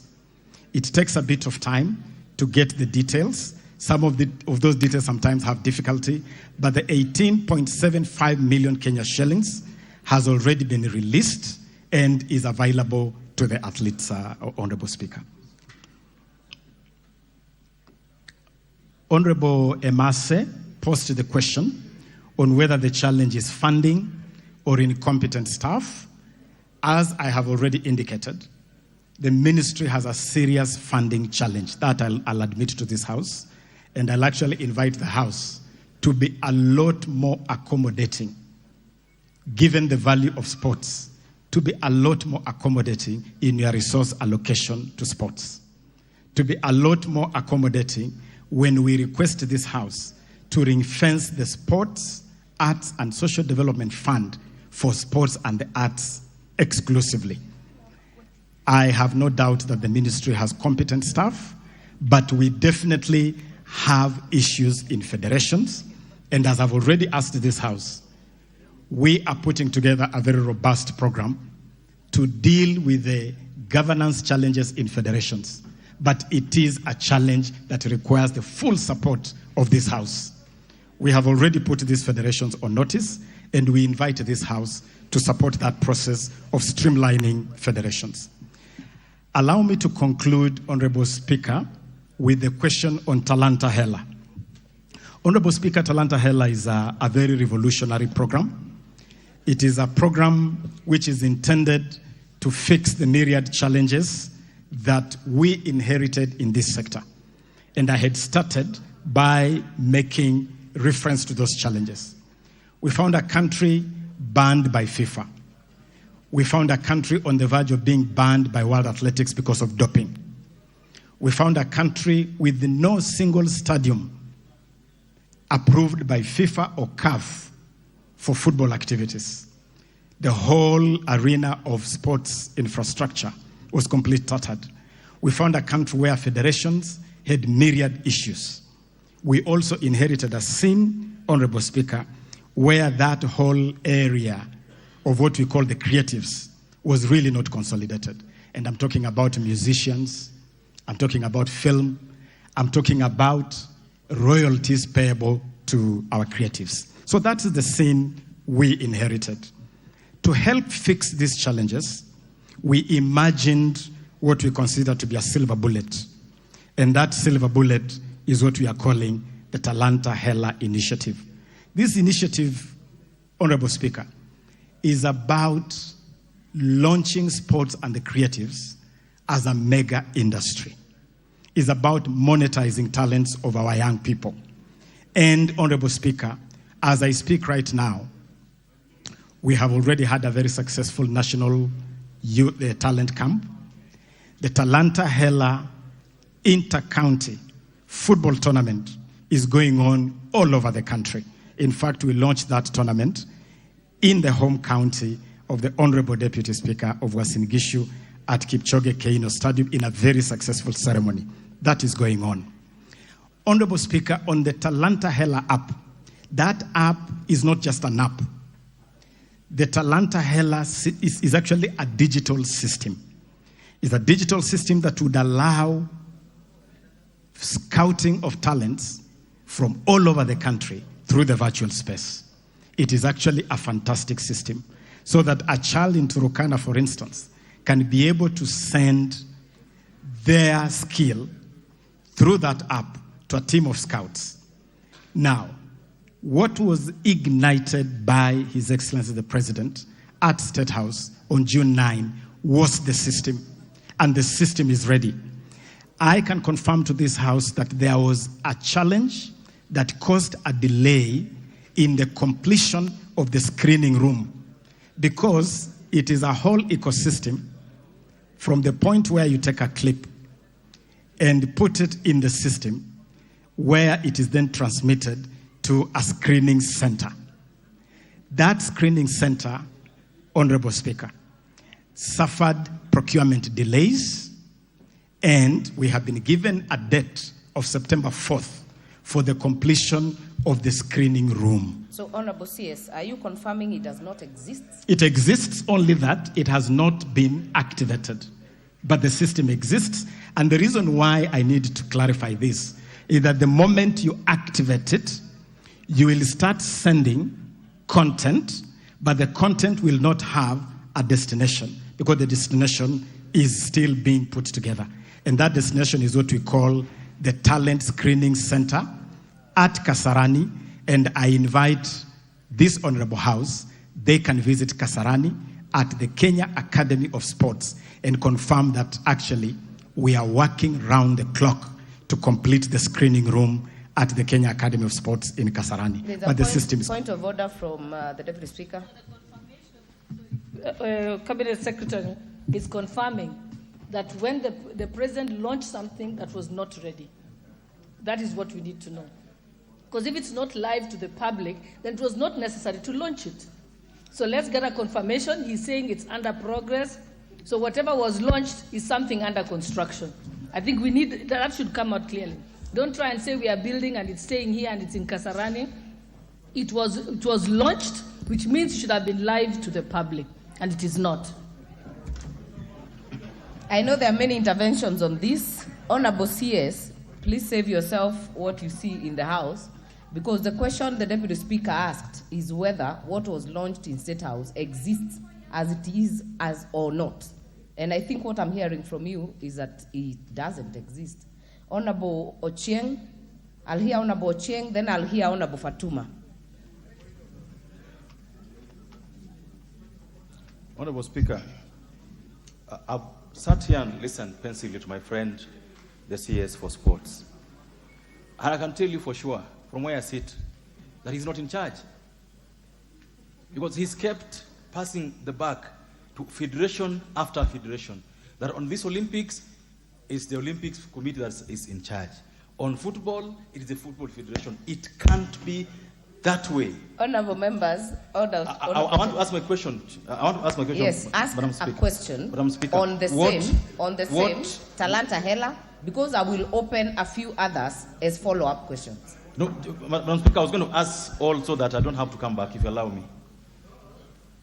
Honorable members, we've already exhausted the 1 hour that the Speaker had intended for this question. I would request we let the CS finish, then I will give a few more interventions, and then we will go to the second part of the question, which actually now touches on aquatic, and we had a few members on the same. So the CS can finish. Honorable Cheng, you'll wind up, then I'll give the CS, and then we'll continue with the others later. What I wanted to know from the Minister is what he is doing as Minister to ensure that he takes back the charge of the Ministry and Sports Affairs in the country.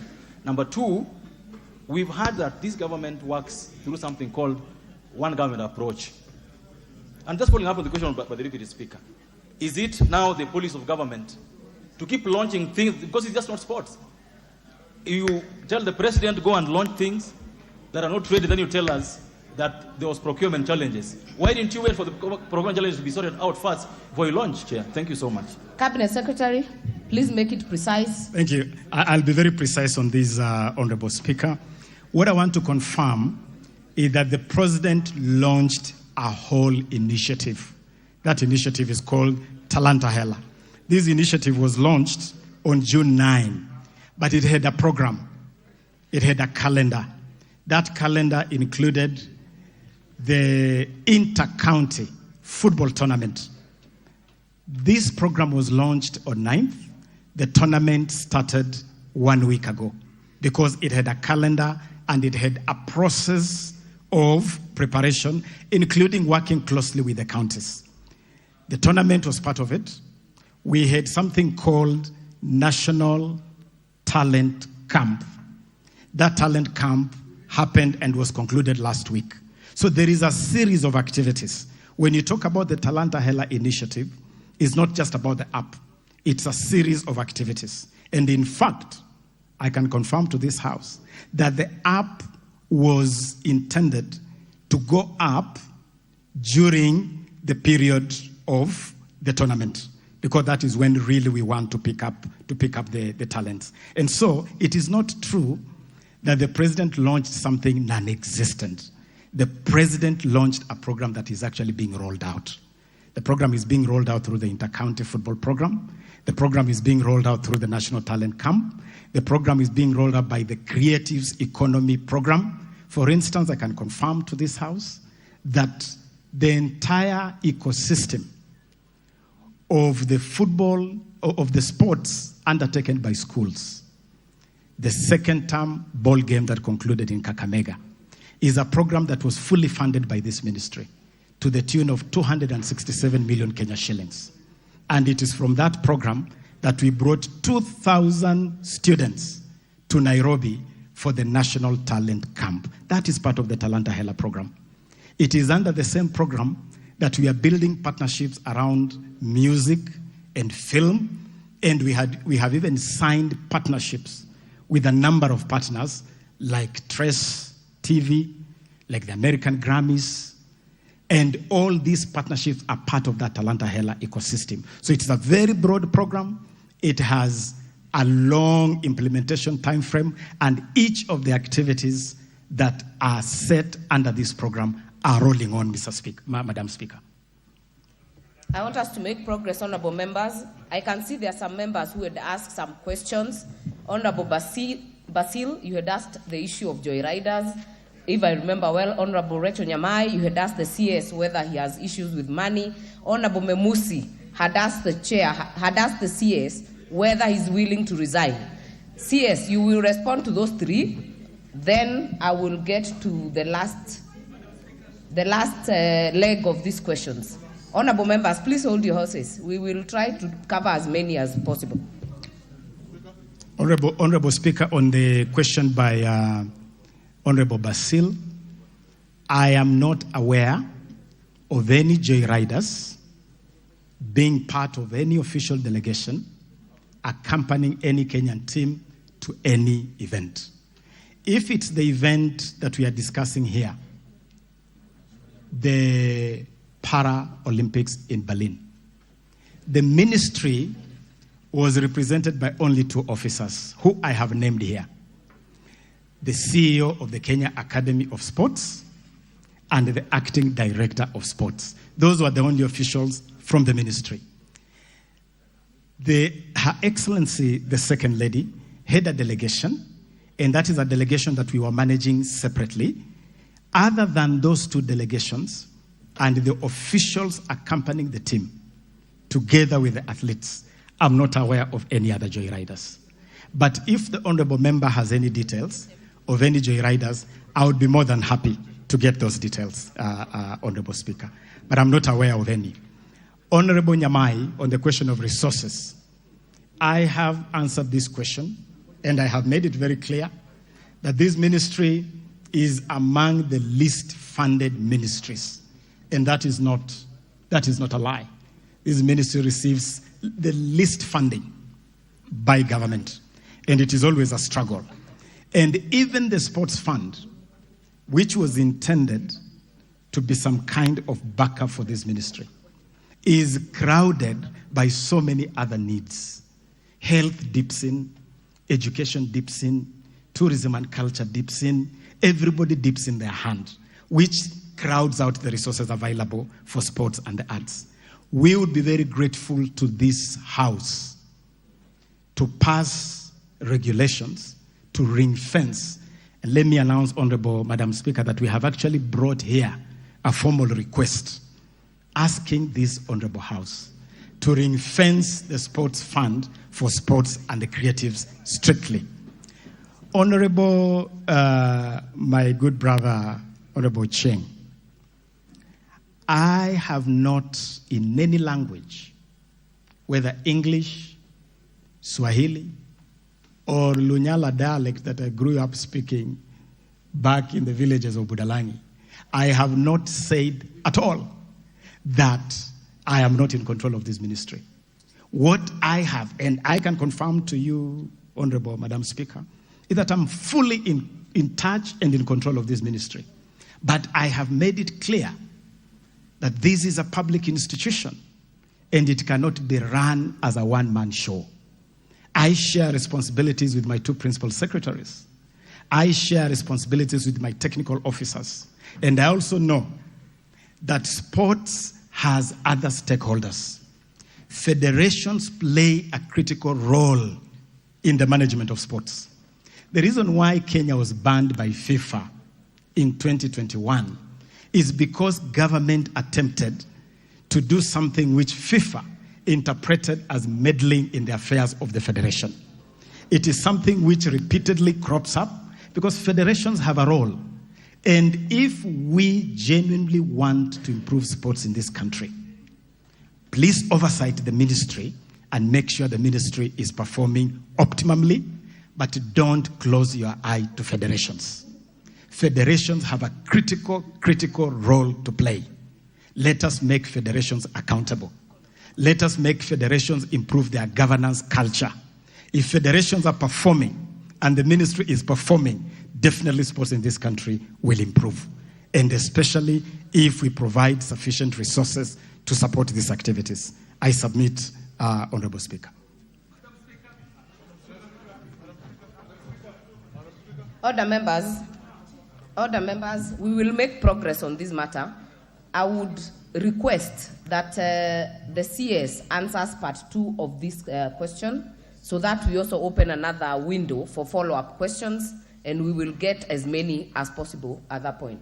Honorable CS, and please, Honorable CS, we understand the history and maybe where you're coming from, but please stick to the question on the issues. Be precise and to the question.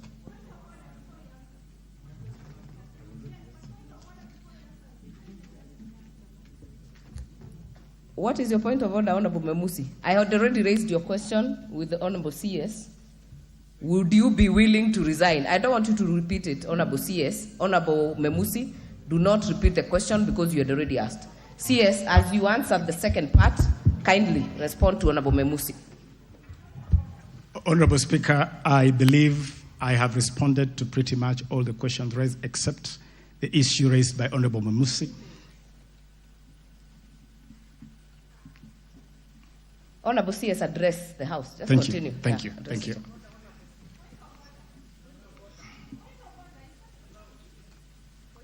Let the CS make the response, then we will give a few more members.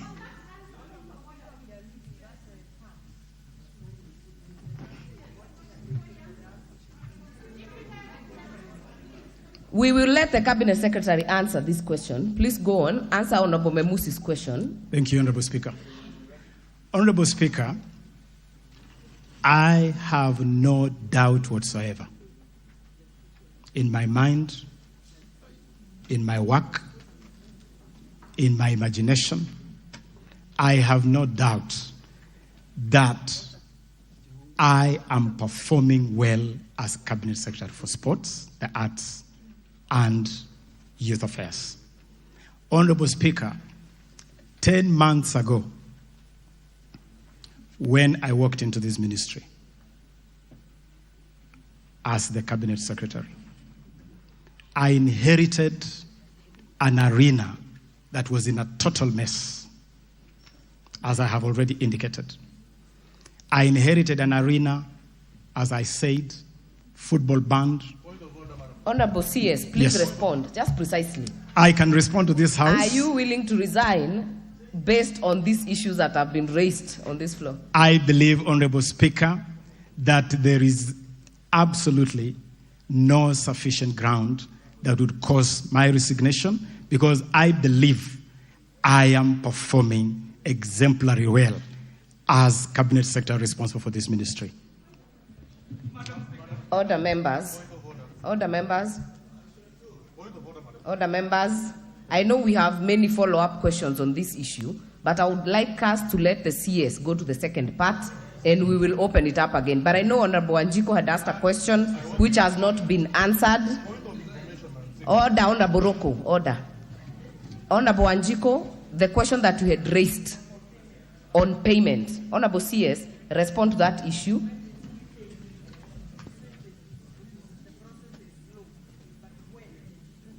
You're not on record, Honorable Wanjiko. Honorable CS, there was a question on the payment. You said it's in the process.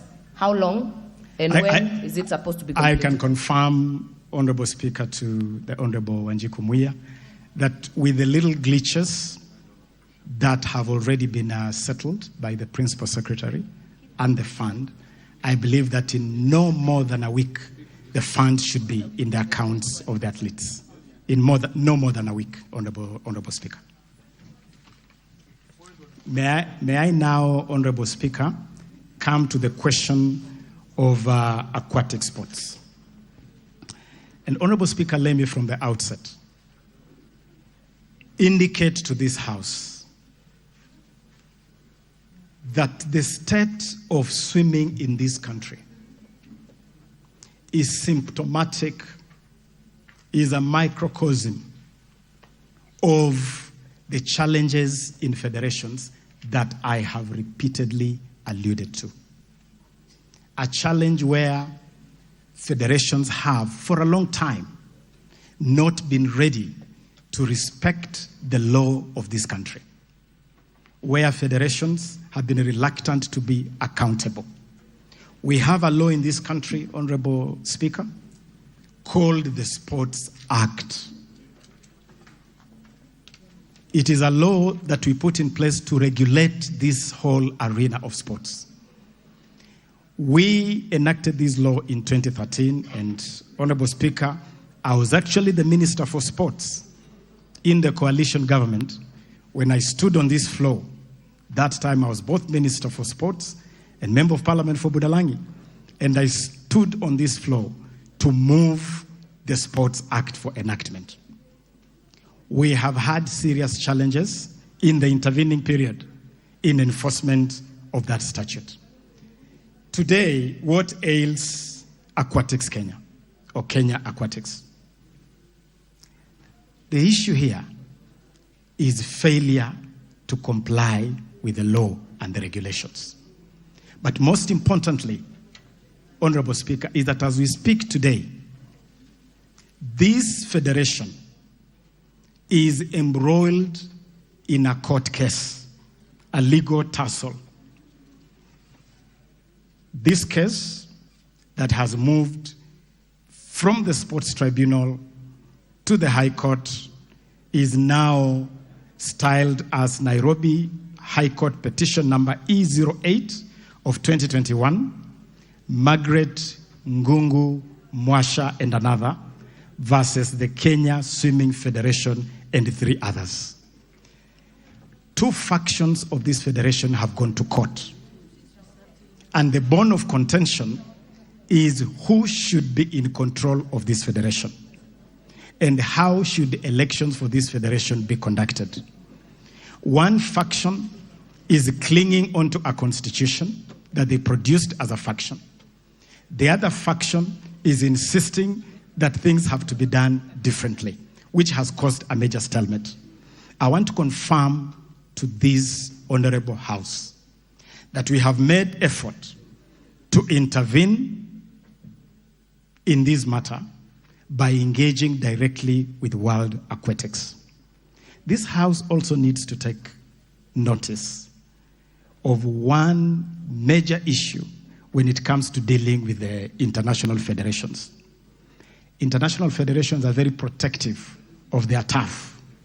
They are very protective of their affiliates. You touch an affiliate, the World Federation tells you that is government interference. And so we have been tussling with World Aquatics to allow government to exercise the law, and specifically to exercise, Honorable Speaker, the mandate in Section 54 of the Sports Act. Section 54 of the Act allows the Cabinet Secretary to make an intervention in the management of a federation. We have gone back and forth with World Aquatics because they feel if we deploy Section 54 of the Sports Act, then they will pretty much walk out of Kenya and completely freeze Kenya out of international swimming activities. But I'm glad to inform this House that we had a breakthrough this morning with World Aquatics. And World Aquatics has now agreed that we can form a team under Section 54 on consultation with them because they have already put together a team called Stabilization Committee. They have been very protective of that committee, and they had even refused to allow government to have membership on that committee. We have agreed with World Aquatics that we can now consult and put together a joint team, a team that involves representation desired by World Aquatics and representation that meets the requirements of Section 54 of the Sports Act. I want to assure this House that we have held multiple meetings. I have held a meeting with parents. This is a sport where parents have got a very big voice because it involves minors, and previously we have had the challenge of these minors being abused. And so parents insist to have a big say. I have met parents. I have met the Stabilization Committee, and I have engaged World Aquatics. I believe that with the agreement today that we can form a joint committee, we should be able to resolve this matter. But as even as give that undertaking, the elephant in this room is this High Court petition number 08 of 2021, which we must get out of court, because through this application, we have an injunction that stops anybody from purporting to undertake elections or the management of swimming activities. Let me also assure this House that among the asks we have put before World Aquatics is that we have asked World Aquatics that as we go on with this process of putting together the committee and preparing elections and agreeing on a constitution for Aquatic Kenya, we can have an arrangement where our swimmers can continue to participate in international competitions. We have an event coming up in February next year. It is an important activity because it's a qualifier for the Olympics. We have asked World Aquatics that as we deal with these issues, let us not punish the athlete.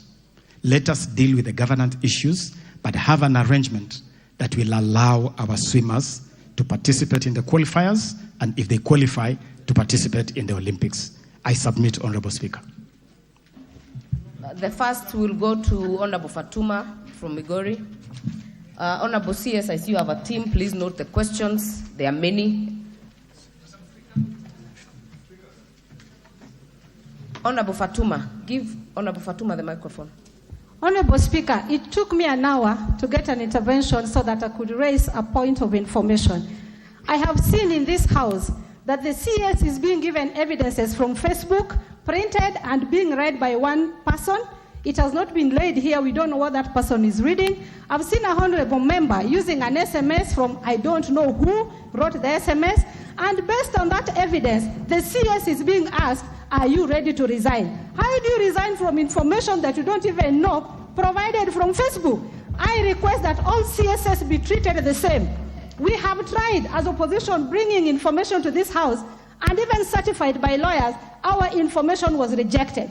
What is it about this CS that an SMS and a Facebook can lead to his resignation? May I be informed properly if these CSS are the same in this House? Thank you, Madam Speaker. Thank you, Honorable Fatuma.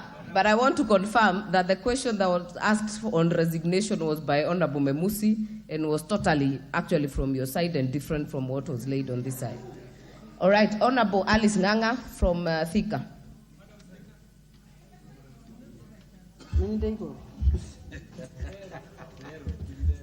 Thank you very much, Honorable Speaker. Mine, I just need to go to ask CS. I'm the chair on social protection, and I know there are these sportmen and women who are able differently. When they go out there, are they given special treatment as they deserve? Because they are not like any other sportman and a woman. They need special attention. Before they leave here, are they given even people to take them around? Because I know they go for Olympics, but they also need to be treated in a special manner. They are vulnerable. They need to be treated as such. And another thing I've realized, CS, is communication. On your side, communication has failed. Because right now you have told us that you brought 2,000 people here in Nairobi. In fact, we don't know where they came from this nation. I know they came from somewhere, but we don't know from where because there's no that information. If you see drama festivals or music festivals, they are known across the country. even when they are being performed. But when you hear about these activities the ministry is undertaking, we have no such information. And these members of parliament, if you want information to reach every corner of this nation, just involve the members of the National Assembly. By tomorrow morning, every person will know what is happening in the youth sector. But if you keep to yourself, we are going to be experiencing difficulties like we are doing right now. If there's that football that was going on the other day, we only saw it on the television. We did not know it is going to inter-counties. Let information flow from the ministry to the grassroots where it matters. Because when we go to the grassroots, all the youths are on our case. What is happening? Why is it our constituency not involved in football? Or when youths are going to Nairobi, let information flow from your ministry to the grassroots where it matters most. Thank you very much. Honourable members, let us keep our questions precise and to the point so that as many people can speak. Honourable KJ. Thank you very much, Madam Speaker. And my two questions are very succinct to the Honourable CS Ababu Namwamba. And it is in regard to the federation. The first one is in regard to the federations that Honourable CS has severally referred to. And Madam Speaker, noting that Honourable Amina Abdallah, this is the CS Emeritus as Gazette notice, banning FKF has never been voided, it has never been vacated, it has never been reversed or challenged, and there are two court orders which are confirming that due process was followed in the banning of FKF. The question here to Honourable CS is whether FKF, as one of the federations that is pulling back sports in this country, whether the FKF officers who are in office now, Mr. CS, are legally in office. It is important also to ask, noting that even if they were in office legally, their term would be ending in February, are there active plans to prepare for elections in the coming year? Madam Speaker, the second question I ask as Chair, Communication, Information and Innovation. Is the Honourable CS aware of any deals that are being cut with Azam TV of Tanzania? And if there is any such deal that is being cut, how is it being cut at the expense of the national broadcaster, KBC? Have we checked KBC? Have we checked their ability to air live matches? And have they been proven not fit for purpose, even at a moment where there is a cabinet memo in front of the cabinet where he sits on the revamping and reorganization of KBC? Honourable CS, kindly. Honourable Mark Nyamita.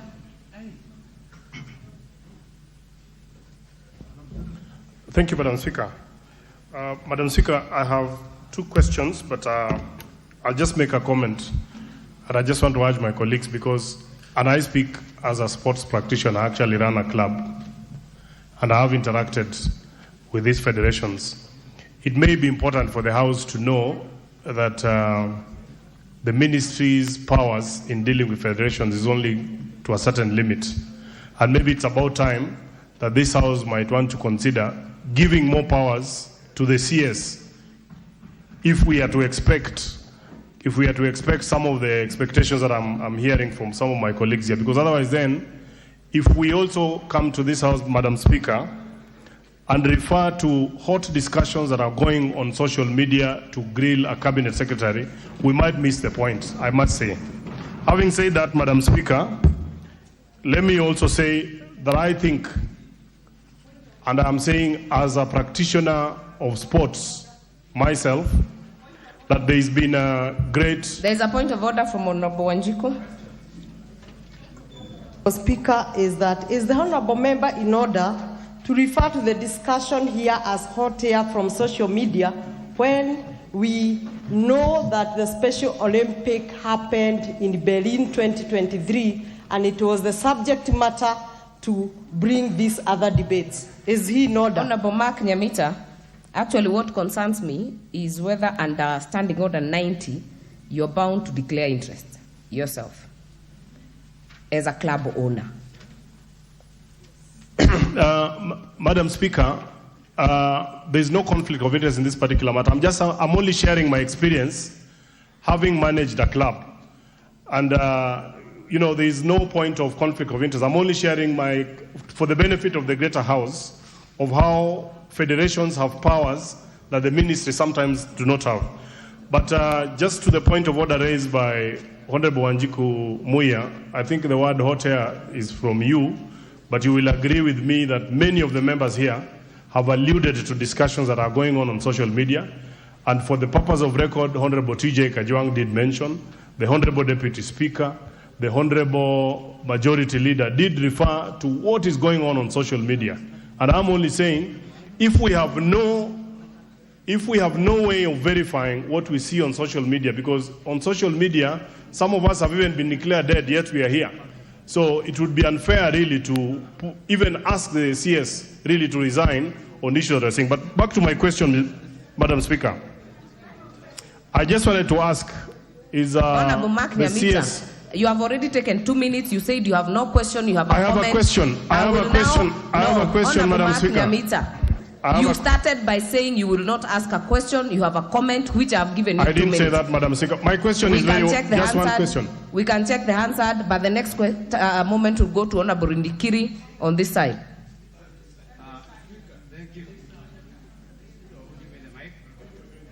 Thank you, Madam Speaker. I'm sure the Honourable CS is aware of the Kenya Deaf Handball Championship team.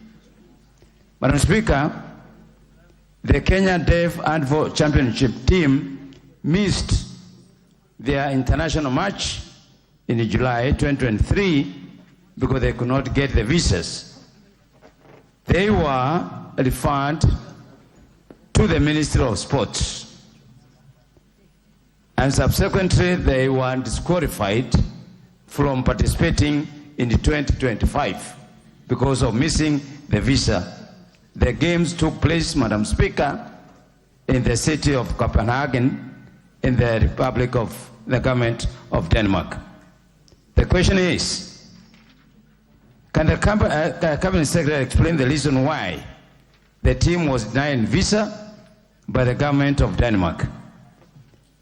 And what step the ministry will take in the future to ensure that these people with special needs are given passports and visas by the respective government as the parent ministry. Thank you.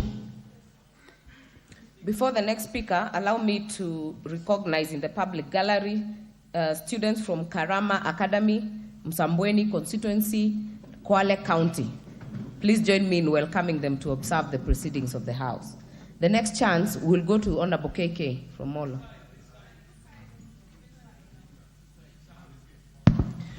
Thank you, Madam Speaker. I have one comment and one question. And at a time when we are all lamenting about how the CS has performed, I would like to congratulate him on the Bukungu Stadium finals that was done for schools. As in that really showed, that was really nice. I didn't know it was a Ministry of Sport that was doing that. And Kenyans are saying that they are ready to go and pay to watch our local matches. So that was very good. On the Talanta Hela app, Honorable CS, that you kept referring to, I checked on my app store, it's not available. And maybe I thought it's because I'm using an iPhone. So I've asked my colleague who is using an Android, and still it's not there. So is the app working? Has the app been operationalized? And if not, then when it's going to be operationalized? And that I thank you, Madam Speaker. On the same point. Order, Honorable Buroko. The next chance will go to the member, Honorable Abu Ahmed.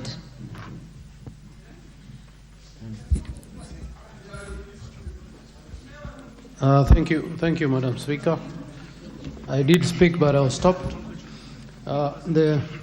Is the Cabinet Secretary aware that 4 swimmers, namely Emily Muteti,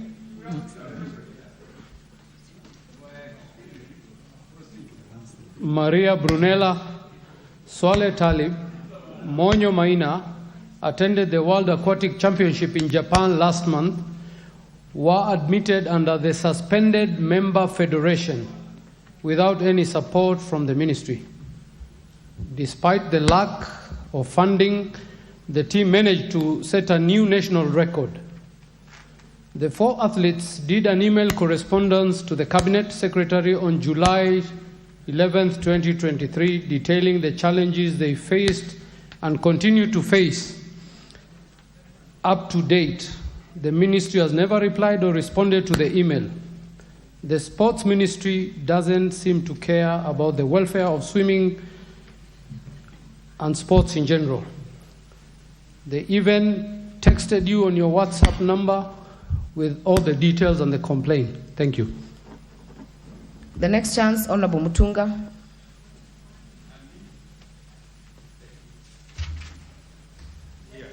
Make it short and precise. Okay. This one is working. Honorable Speaker, thank you very much. Honorable Speaker, I want to speak of a very specific issue that has had to do with me. The Honorable CS has said is up to the task, and he has everything in his control. Honorable Speaker, when it comes to communication, I would like to ask the Honorable CS whether he is aware that I personally invited him to launch an award of a Pan-African Book Award by a member of my community. Writing in this country is extremely poor. We need to encourage the young people to write. I personally spoke to his PA. I sent a letter to the PA. The award is being given tomorrow. What is the question? We do not have any response. Is he aware? Is he in charge of his ministry? Does he have that communication? Honorable members, we do not personalize this matter. Member for Sirisia. Member for Sirisia.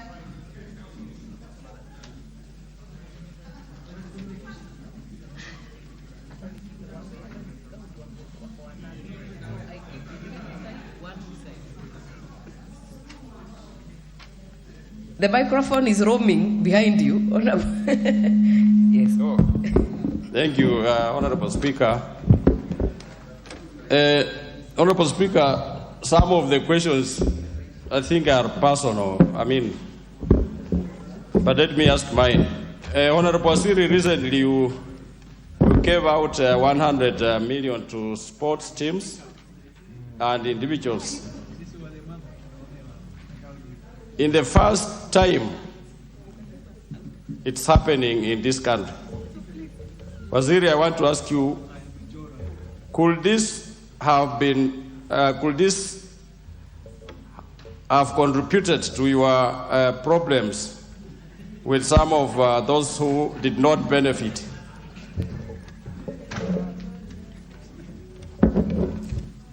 Honorable Umi.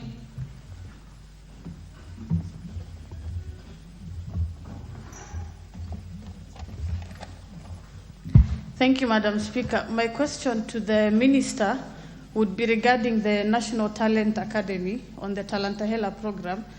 I'm concerned because are we just making the young players just play and play without having professional agents to scout them so that they can get professional football careers? Because between the month of March and August, I'm aware of private agents who've been coming to the country and have scouted at least 10 Kenyans. But in the Talantahela program, when I looked at it, it doesn't have any nearby deliverables where we can say in the next few years, at least we've signed these young players from across the country. So my question to him is, does the ministry have a plan where they're partnering with agents? Because football, unlike the athletics, do not just run and have their scouting happening from within. They have to be signed to professional football academies. So that's my concern. Thank you. Thank you. Honorable Justice.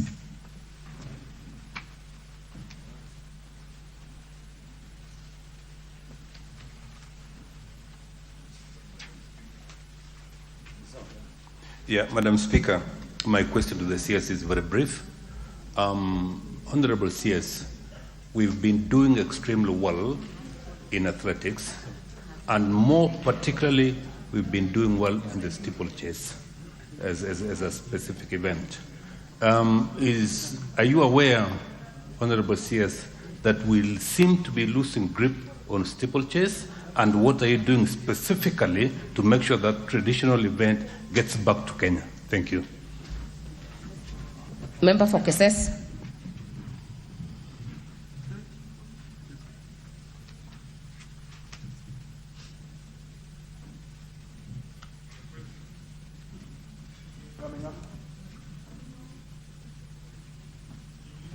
Where is the microphone? Oh, thank you, Madam Speaker. I think also I will go as my colleague just is very brief. Number one, Madam Speaker, all of us were aware that currently Kenya is participating in the World Championship in Buddhism. And coming from... Did you mean Budapest? Hungary, you can use the other name, you can feel it yourself. Budapest. Thank you. Keses, this house is a house of record. Budapest, thank you. You mean Budapest, not Buddhism. Thank you, Madam Speaker. No, it depends with the school you went. I went to Luamatun Primary, so you can excuse me for that. Now, Madam Speaker, as you said, Wasingishu and more so Eldoret has acquired a named City of Champions because of the athletes that come from that area or they reside in that place. Recently, I saw the CS visited Eldoret, and since I had no prior, or we as leaders from there, we had no prior information, we would have accompanied him and would have dwelled issues around there. But since we have an occasion now, from the CS, I wish to know the deliberate measures you put in place to save us from the shame of Kipchoge Stadium that has been there for years. This is the only stadium we have that could give opportunity to athletes to train, to practice, and maybe even the current challenges we are experiencing in steeplechase is because we have no field for them to train. What are the deliberate measures you are putting in place? Because I saw you there, I'm sure you have information, and you never made even a statement that would have assisted us to be together with you. Thank you. Honorable Kagombe.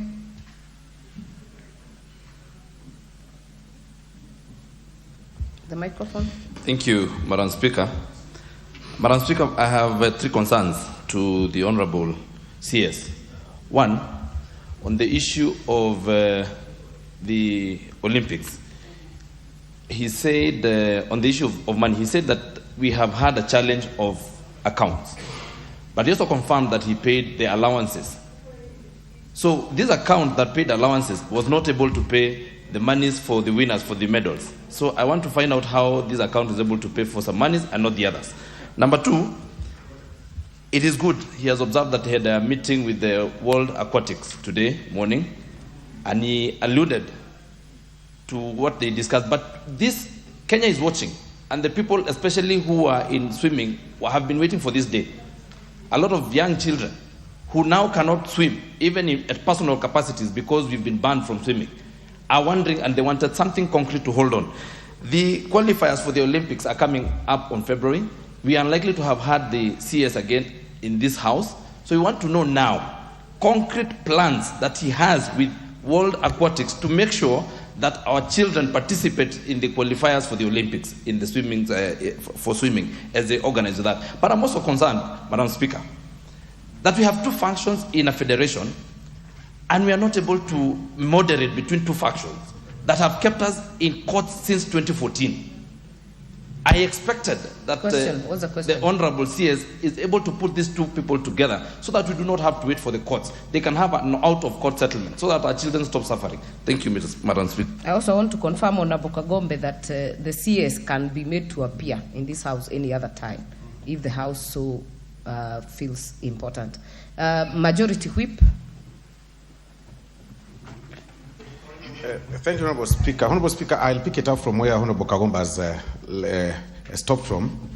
And while holding brief for Honorable Majority Leader, I want to ask the CS to come clear on the question that the Honorable Majority Leader asked on the aquatic sports, and particularly the question Roman 2C, where he required him to give an undertaking that Kenya will participate in the World Aquatic event that is scheduled in February 2024 in Doha, Qatar, and the 2024 Summer Olympics in Paris, France. Honorable Speaker, he has stated that there are two factions that have taken each other to court on the issue of the Stabilization Committee that was established on 28 June 2022. But he hasn't come out clear on whether the ministry is making effort, possibly even to invoke the alternative dispute resolution mechanism, at least for the purposes of, hastening this process to make sure that these particular teams participate in the 2024 Summer Olympics and the February 2024 events that are scheduled there. What measures have they taken? Have they been involved? Have they enjoyed themselves in the case that is in the High Court? That is a question, Honorable Speaker. Thanks. Honorable Bensouda. Thank you very, very much. I've really been trying since morning. Now, thank you, Madam Speaker, for giving this opportunity. First and foremost, allow me to appreciate that the CS was appointed a youthful and, so far as I know him, an intelligent young man who must deliver and champion the youth sports, everything that is under his docket. From the discussion, since I listened, the preliminary of the introduction of the majority leader, a lot could be alluded by the fact that Honorable Kajwang mentioned that there were some disorders which needs to be put to order. I had a lot of emphasis on the roles of the majority leader directed to the CS. To me, that was not fair at this juncture, because that was not the purpose as to why he was called. Secondly, Madam Speaker, there was also a mention of reckless talks. I was disappointed as a professional teacher when the children are on the gallery and I hear a senior member of parliament talking about, I don't care what is in the social media. Very unfortunate for elected leaders. That must be corrected to all of us. Number 3, from the discussions which the CS has been asked, it is mandatory that the CS has to table the records and reports on the framework of his work in terms of procurement, in terms of the activities taking place within the country and outside the country, and align it to the budget, to the Committee of Sports, so that issues are verified. I was also seeing a case whereby the Deputy Speaker gave out the photos of pictures of Adidas. I don't know Nikes, I don't know what. We cannot verify that. Madam Speaker, I want to remember one time when Honorable Atinda Molo gave out a report of signed documents. This very House was disapproved and said that we cannot accept that. It is not authentic. And so even the Adidas photos are not authentic until the Committee for Sports summons the CS for Sports to sit before them. One thing that I'm talented, Madam Speaker, is psychology. I want to say that the discussion I'm seeing here is tailored towards crucifixion. Even Jesus was told he claims he's God. Jesus was told he claims he's what? I think we are leaders and we are mature. Please, I'm now asking my question. Honorable Bensouda, you are now debating. You are now debating. I will give you 30 seconds. If you have a question, ask the question. Very fast, and 1 second, I'll ask 3 questions. What framework do you have for the female gender of this country in active participation of sports, not necessarily international? 2, I come from the Lake region in Homa Bay County. We are not only talking about swimming, we have boat racing, and I want the CS to tell us what plans he has for talent nurturing, because this country is working towards youth empowerment. What are we doing on activities along the lake to ensure that through your ministries, youth are empowered? Talent Ayala is working, come on board and work with the Ministry of Women Rep Homa Bay County. Order members, we must make progress and we will close this session.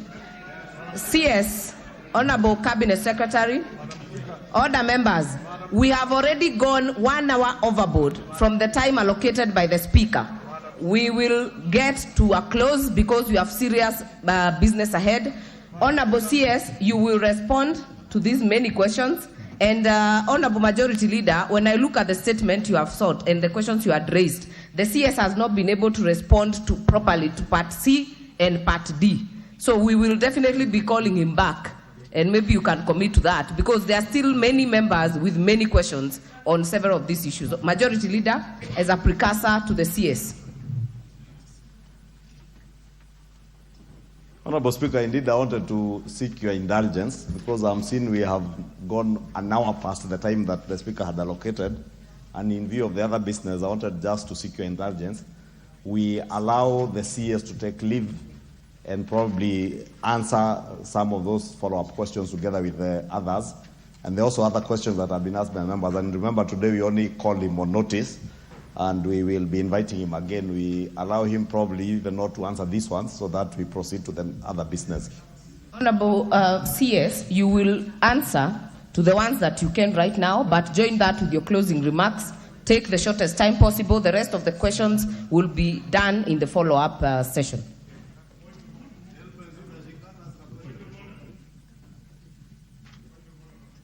There is nothing out of order. Let the CS make the response.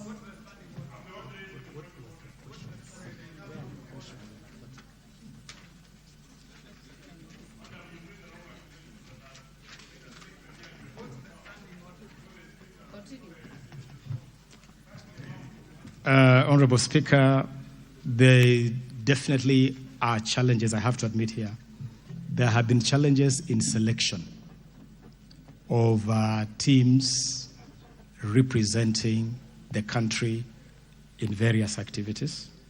And it is important, I will keep on repeating this, it's important that we streamline operations of federations. One of the things that we'll be proposing when we bring a request here for amendment of the Sports Act is to include the entire Article 10 of the Constitution on national values in constitutions of our federations. And on the basis of that, Section 10 on national values, because, Honorable Speaker, every single athlete in this country, across the disciplines, must be afforded the opportunity to compete for the opportunity to represent the country. That has really not been the case. And it is among the issues which we intend to work on keenly as we streamline operations of federations. There is also the question of gender, and I am glad really to inform this House that as a ministry we are very keen on ensuring gender equity in our sports by ensuring that every single opportunity we have involves both genders.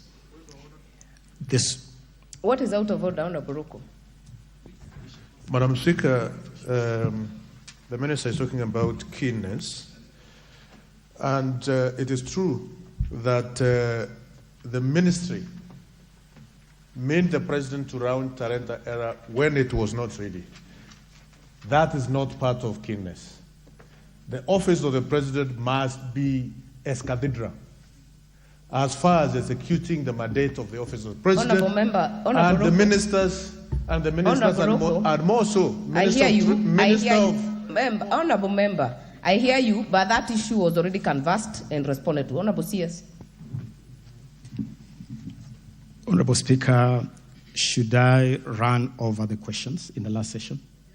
Okay. Allow me then very quickly, and I'll try to be as brief as possible. Honorable Fatma, I thank you for your statement.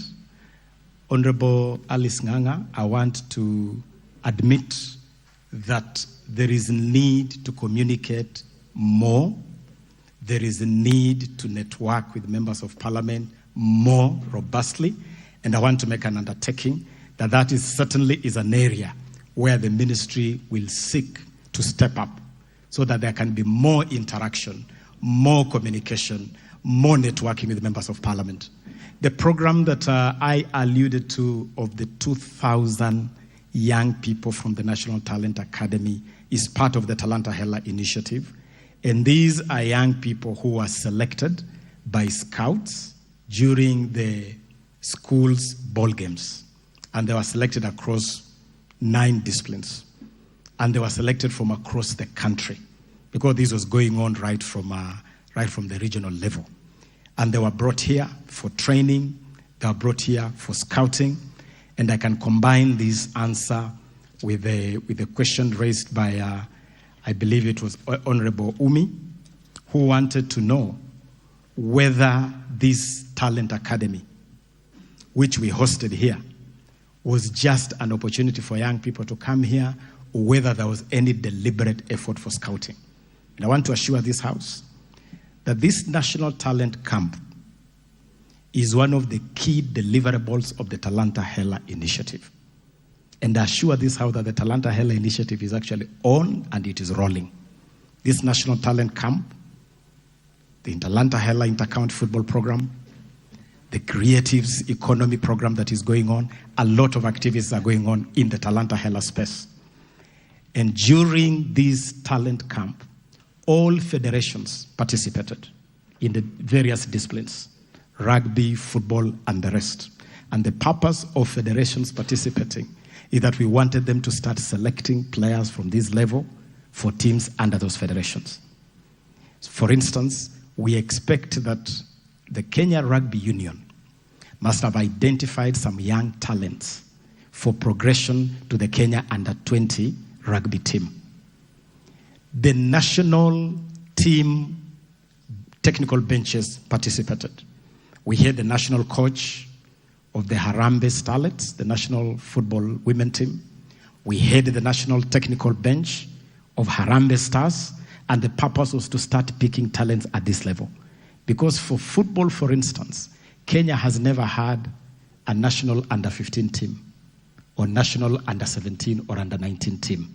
The purpose of this program is to start constructing age-capped teams, because that's the best way to feed the national team and ensure that Kenya is supremely competitive. And it is during this program that we also announced that 3 young Kenyans had actually won scholarships to progress to foreign academies.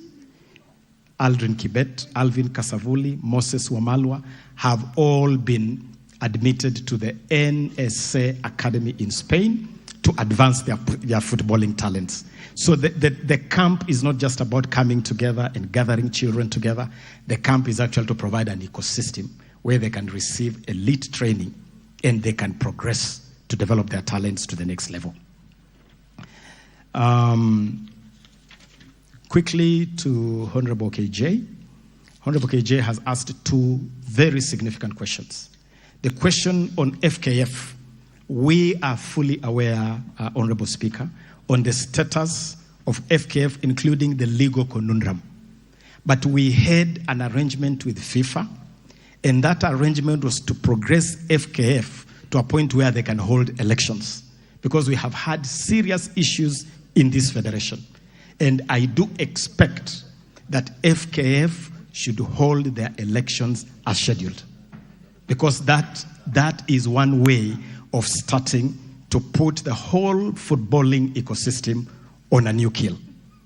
On the question of Azam TV vis-a-vis KBC, I want to tell this House that again, as part of the monetization agenda of Talanta Hela, we have taken cognizance of the fact that all corporate sponsorship took flight from Kenyan sports.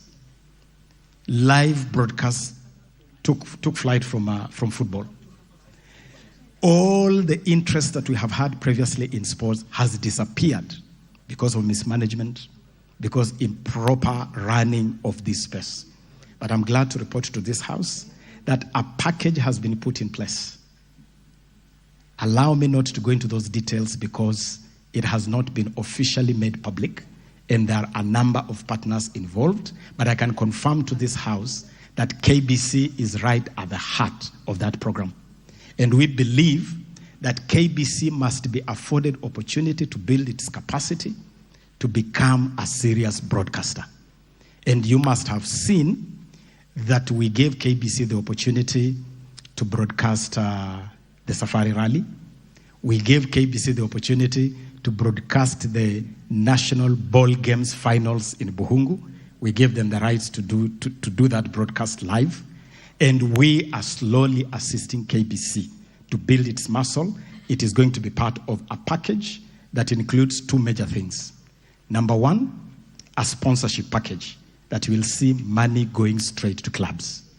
And number 2, a live broadcast package, Very soon, the details will be made public, Honorable Speaker. Honorable Rindikiri, I got your question on the Kenya Deaf handball team.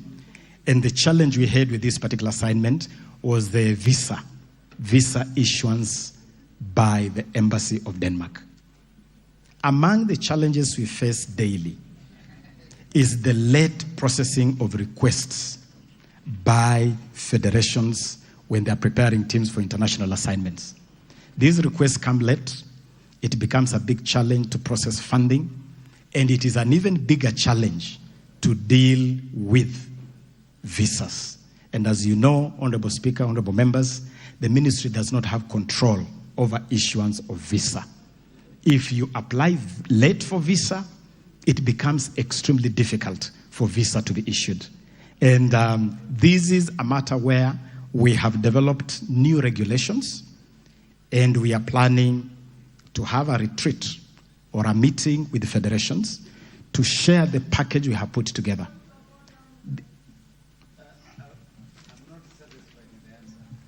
What is out of order, Honorable Master?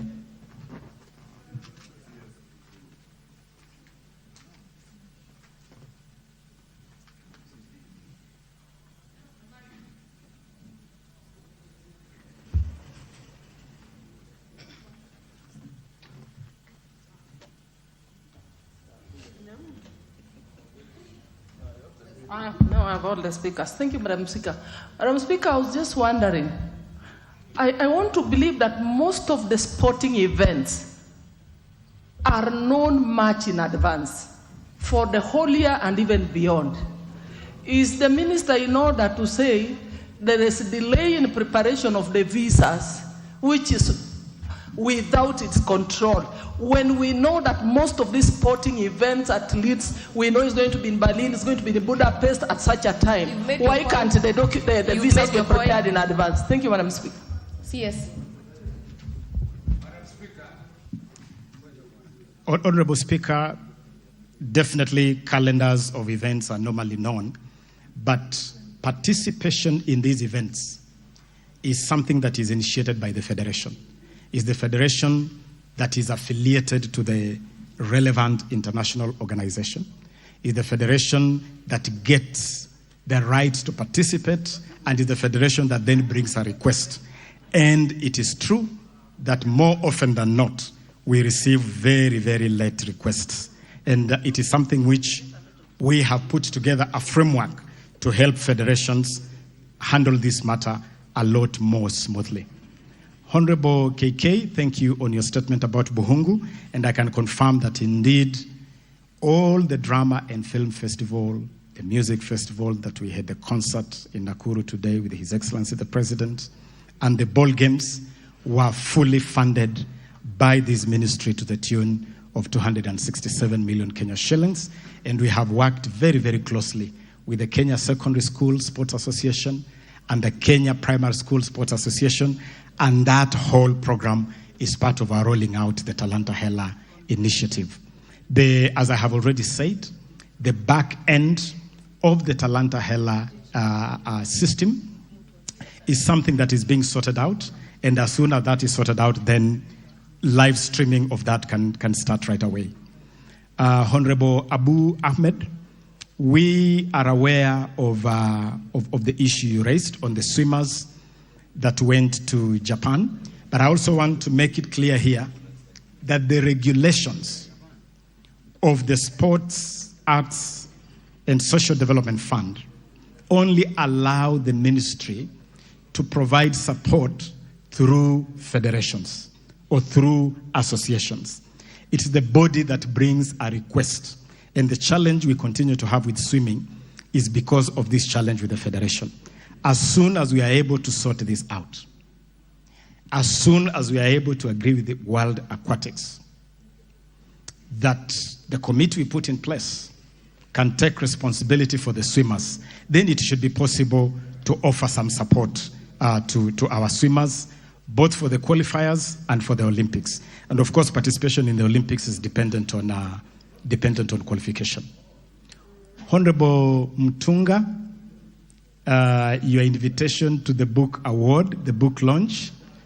I can confirm to you while on my feet that if the book launch is tomorrow, I would be more than glad. I love books. Promotion of the literary arts is one of the areas which we need to improve. And certainly, Kenya could do with more writing, more production of books. And so I'll be more than happy, Honorable Mutunga, to come and join you for the launch of this book. There was a question from Honorable Waluke on the 100 million given to sportsmen, sportswomen, and could this be the source of my my troubles? What I can say is that we have really not treated our sportsmen and women right.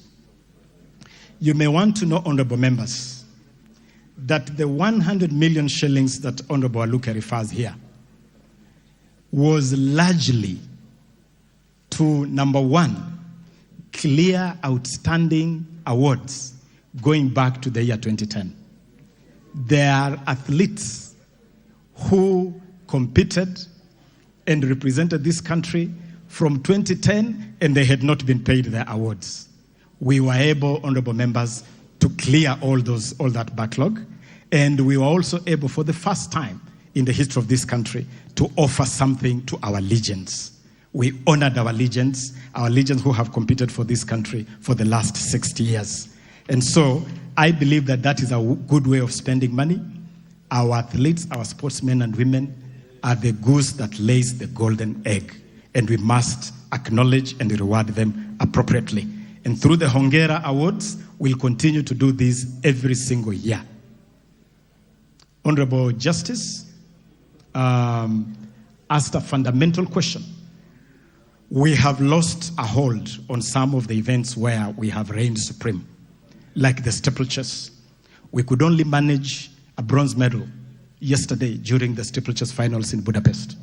And I want to inform this honorable house that I have sat down with Athletics Kenya and I have challenged them to go back to the drawing board so that we can reclaim our glory in our traditional strong sports.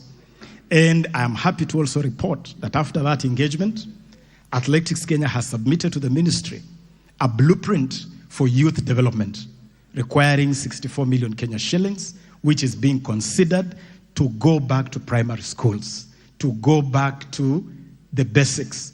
Steeplechase requires special training. Steeplechase requires special equipment. The ministry has accepted to make special investment for Kenya to bounce back in steeplechase, because it's an area where we have definitely lost our way. Honorable member for Keses on Kipchoge. Kipchoge is among the facilities, as I said at the beginning, that our sporting infrastructure had really gone under.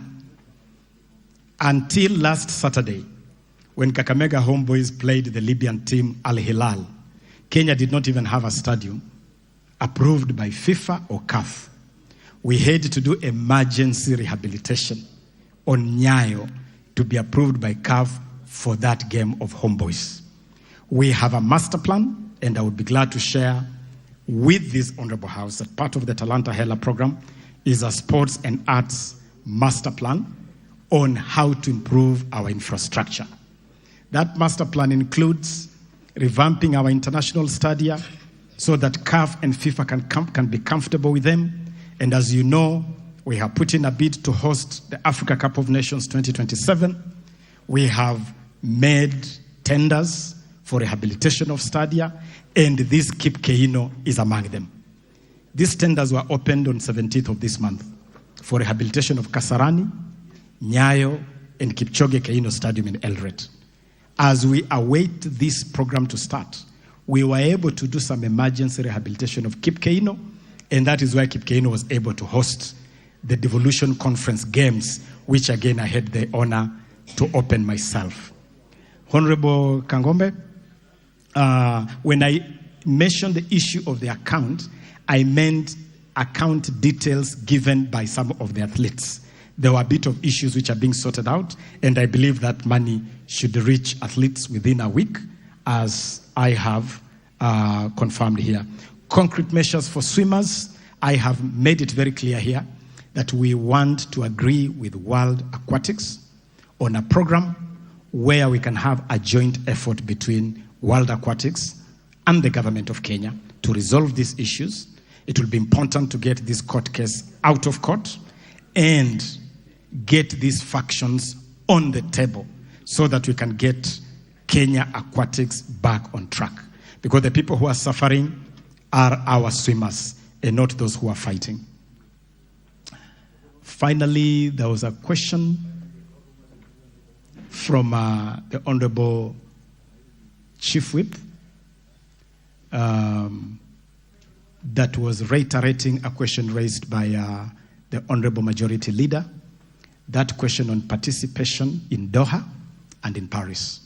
The undertaking I can give, and I have already given, let me reiterate it, is that we want to agree with World Aquatics to accelerate the process of withdrawing this case from court, of getting the elections for Kenya Aquatics done, and getting Kenya Aquatics back to be able to undertake their mandate, because ultimately this is the mandate of Kenya Aquatics. And as we do that, we want to agree with World Aquatics on a framework that could allow our swimmers to compete, even if that process is delayed. That is the best way to support these athletes. Honorable Bensunda, I have prepared all the records of the issues I have referred to, and it is a whole world of records here, including the state of sports as we found it, as we inherited it, and as I've repeatedly said, we found Kenyan sports in a mess, a total mess.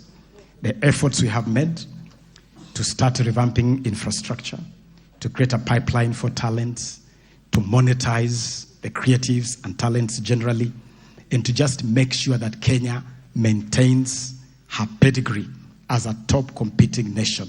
All this is in the records that we have, and we'll gladly leave them here with the Honorable House. I thank you, Madam Speaker. Thank you, Honorable CS. I can note that there are still very many people, or several people, who have follow-up questions. I have noted Honorable Abu, Honorable Irene Mayaka, Honorable Rueda, Honorable Rindikiri, but as the Majority Leader had presented, this will be done in the follow-up session. I will therefore request that we let the CS out at this point so that we can proceed with the business of the House.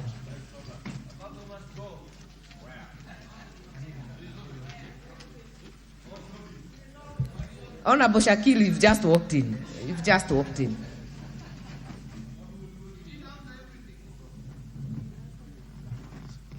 Honorable CS, kindly take your leave.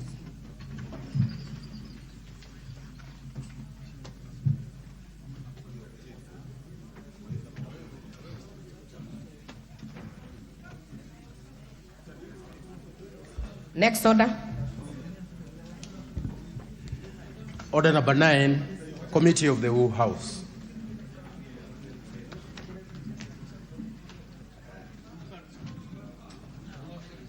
Order, members.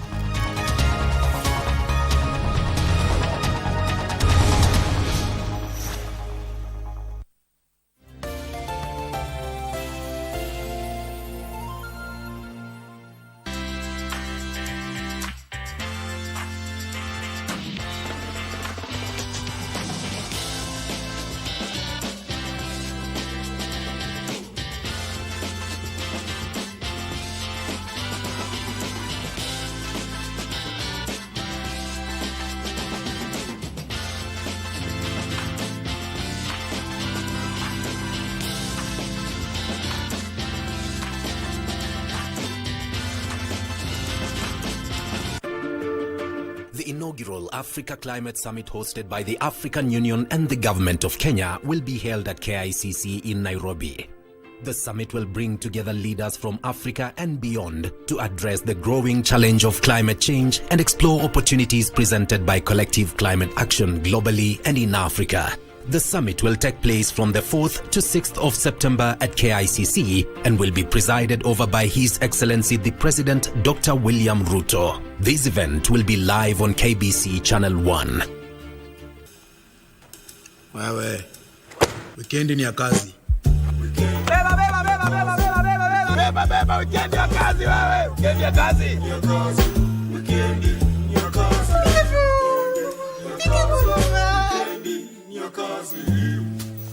Wikendi ya kazi. Zima na washe. From 1st August, upgrade to the brand new Super Plus package to enjoy all the Premier League action and much more. Go TV. Love it.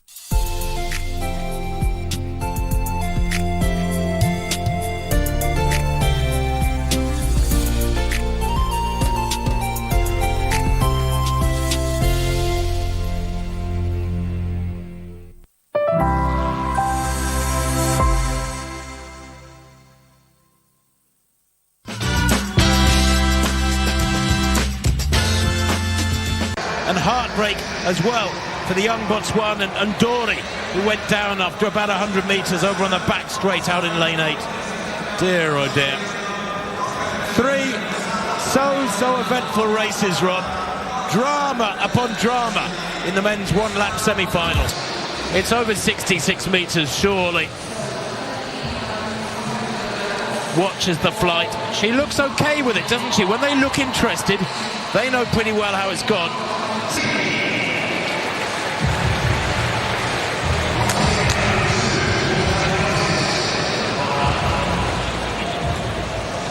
Feng here, giving everything. What a series. 66, 65, 65, 67, 18 from Feng. So good to see. And Thomas Schoenleber was an East German, with all that implies. So many people will be punching the air having seen that European record refreshed.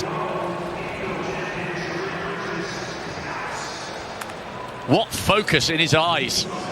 And there might be more to come. There is no question. We are in the presence of sporting greatness. Kipyegon in a class of her own.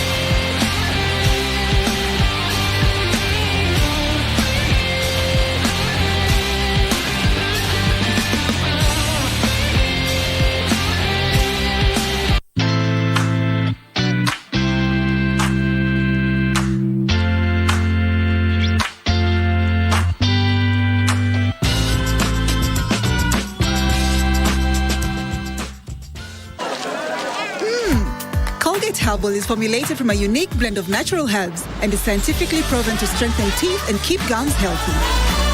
Try Colgate Herbal, scientifically proven for strong teeth and healthy gums.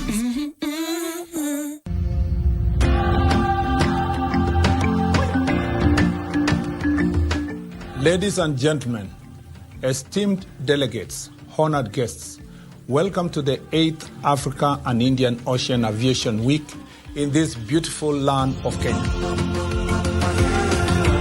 On behalf of the Government of Kenya, the Ministry of Roads and Transport, the Kenya Civil Aviation Authority as the host Civil Aviation Authority, it gives me great pleasure and pride to extend a warm welcome to all of you.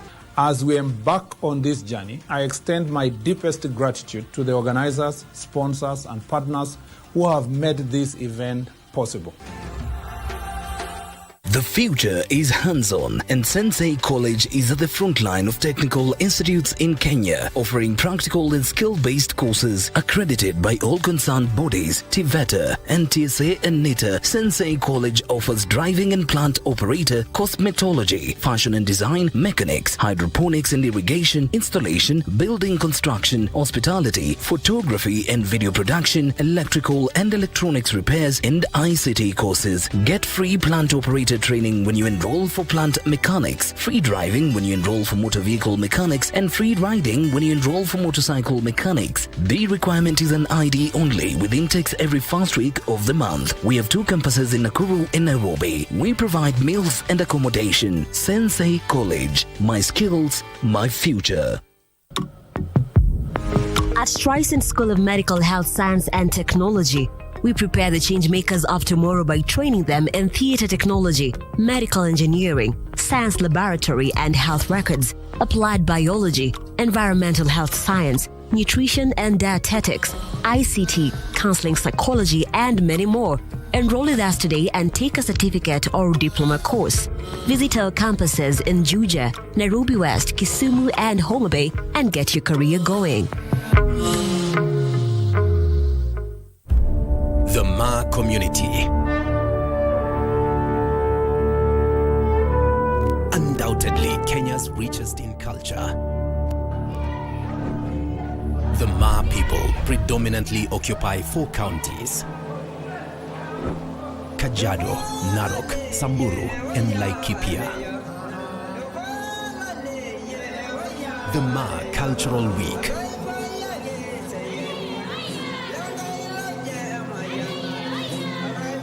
21st to 24th August at Masai Mara National Reserve in Narok. This event will be presided over by His Excellency President William Ruto. The event will be live on KBC Channel 1.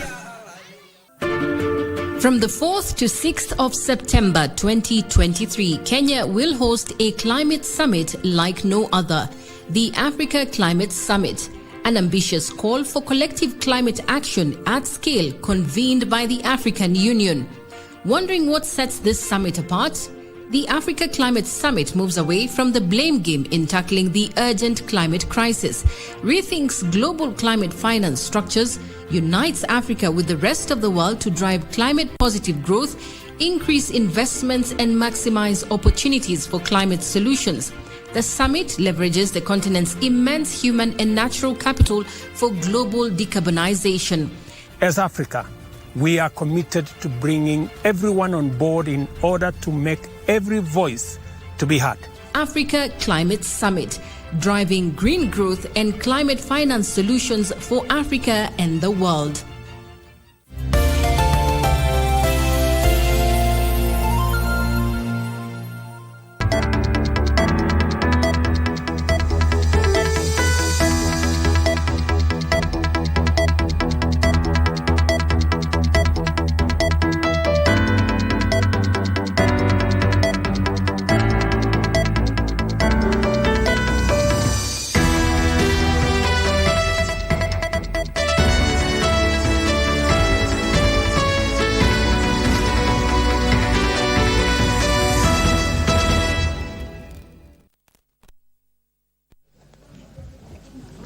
Done Bokuria.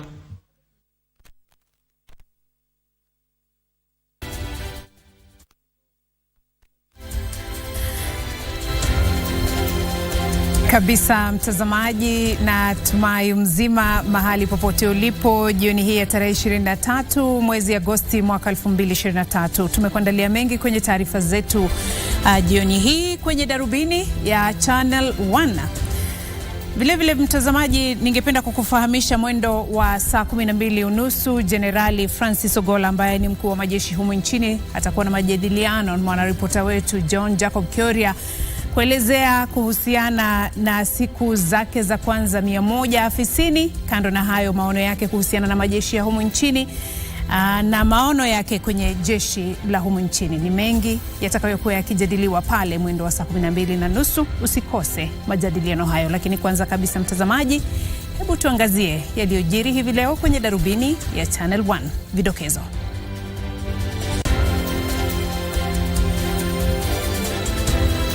Rais William Ruto ajitosa kwenye mdahalo kuhusu pendekezo la kupiga marufuku mtandao wa TikTok humu nchini kwa madai ya kukiuka maadili. In every 4 years cycle, there is a review of police salary for all public. Maafisa wa polisi na raia wanaohudumu chini ya Tume ya Taifa ya Huduma za Polisi wapata nyongeza ya mshahara.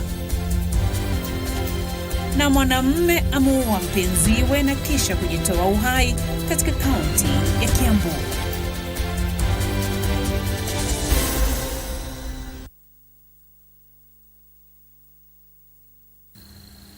Karibu mtazamaji kwa taarifa hizo na nyinginezo ambazo tumekuandalia hapa kwenye meza hii ya darubini ya Channel 1. Mimi naitwa Beatrice Gatonye Ngetich. Karibu. Rais William Ruto sasa amesema atashauriana na afisa mkuu mtendaji wa mtandao wa TikTok huku kukiwa na malumbano kuhusu pendekezo la bunge la kupiga marufuku mtandao huo humu nchini.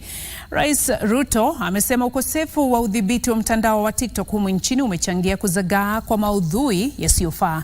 Akiongea katika kaunti ya Nakuru wakati wa washindi wakuu wa tamasha la kitaifa la muziki walipotumbuiza wageni katika ikulu ya rais, rais alisema maadili ya taifa yanapaswa kulindwa kwa njia zozote zile.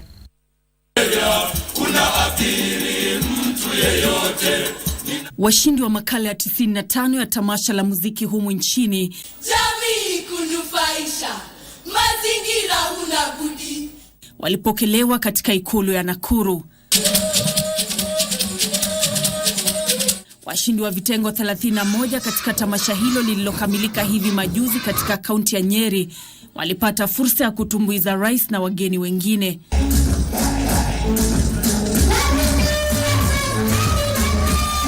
Rais William Ruto alitumia fursa hiyo kugusia swala tata kuhusu madai ya maudhui yasiyofaa katika mtandao wa TikTok.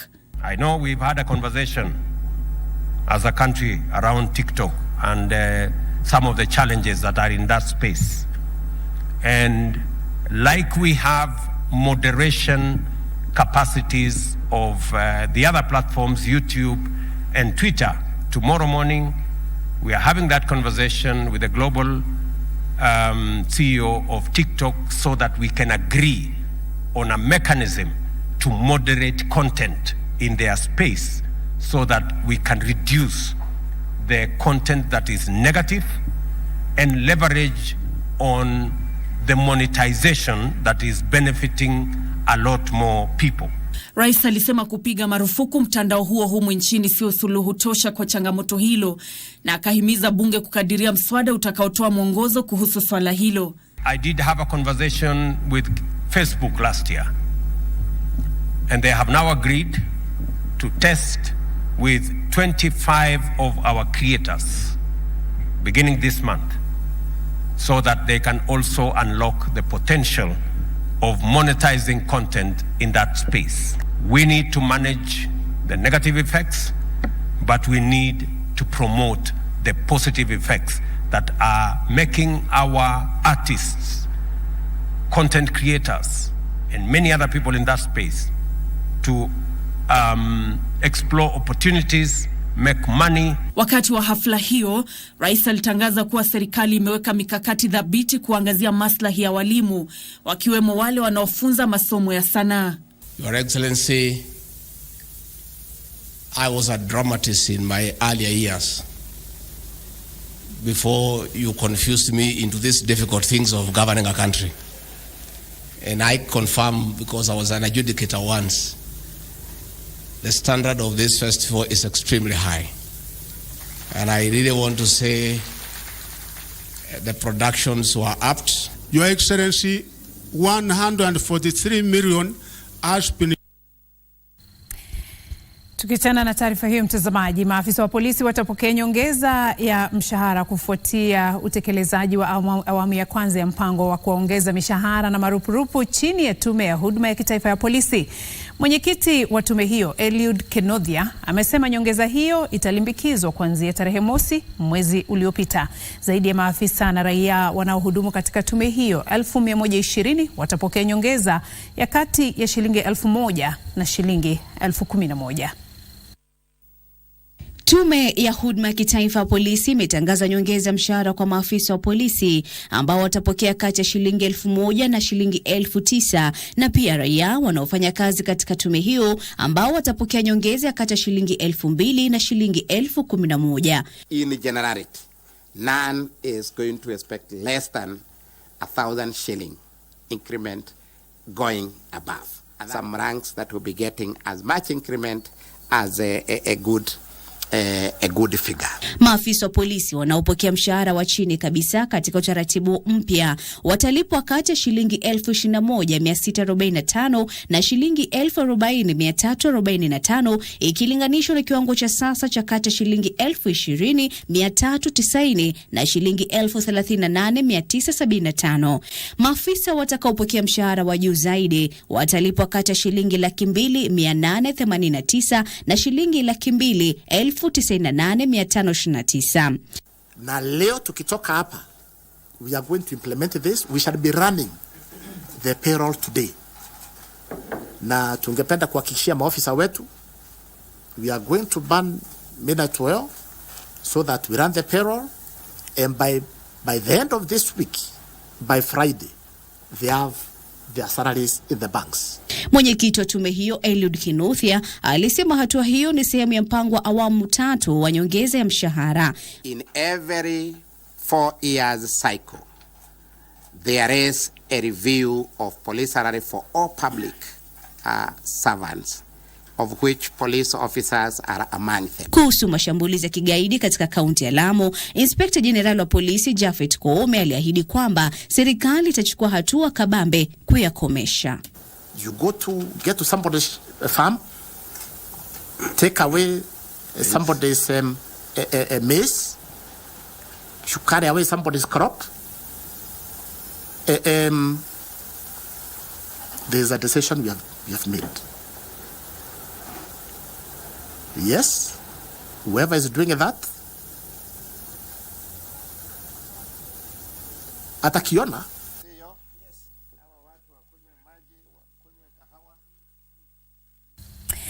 Na mtazamaji, taarifa hiyo kuhusiana na nyongeza ya mishahara kwa maafisa wa polisi, tunatamatisha awamu ya kwanza ya darubini ya Channel 1. Usiende mbali, nitakuwa nikirejea na taarifa zaidi kutoka humu nchini na kwingineko.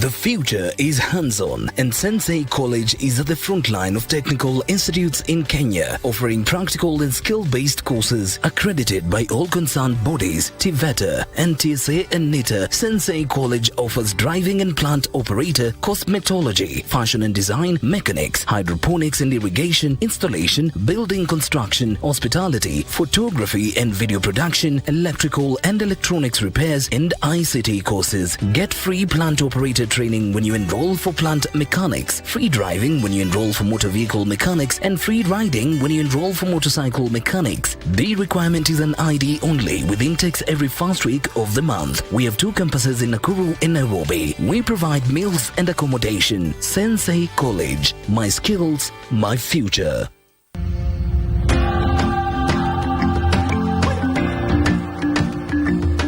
Ladies and gentlemen, esteemed delegates, honored guests, welcome to the 8th Africa and Indian Ocean Aviation Week in this beautiful land of Kenya. On behalf of the Government of Kenya, the Ministry of Roads and Transport, the Kenya Civil Aviation Authority as the host Civil Aviation Authority, it gives me great pleasure and pride to extend a warm welcome to all of you. As we embark on this journey, I extend my deepest gratitude to the organizers, sponsors, and partners who have made this event possible.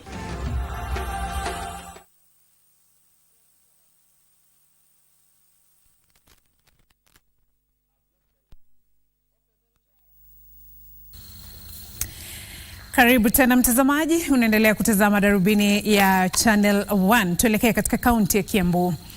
Polisi katika kaunti hiyo wanachunguza kisa ambapo mwanamume mmoja alimuua mpenziwe na kisha kujiua katika eneo la Kiamumbi.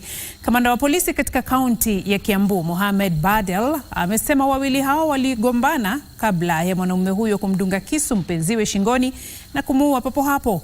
Baada ya mwanaume huyo kugundua kwamba amemuua mwenzake, aliamua kujitoa uhai.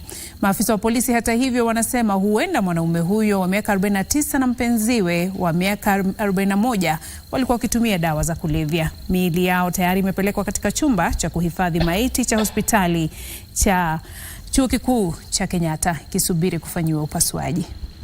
Murder stroke suicide. Yeah, it was a young man and a young lady. One is about 49 years old. He's called Mr. Martin. And the lady now deceased is called Madam Rose.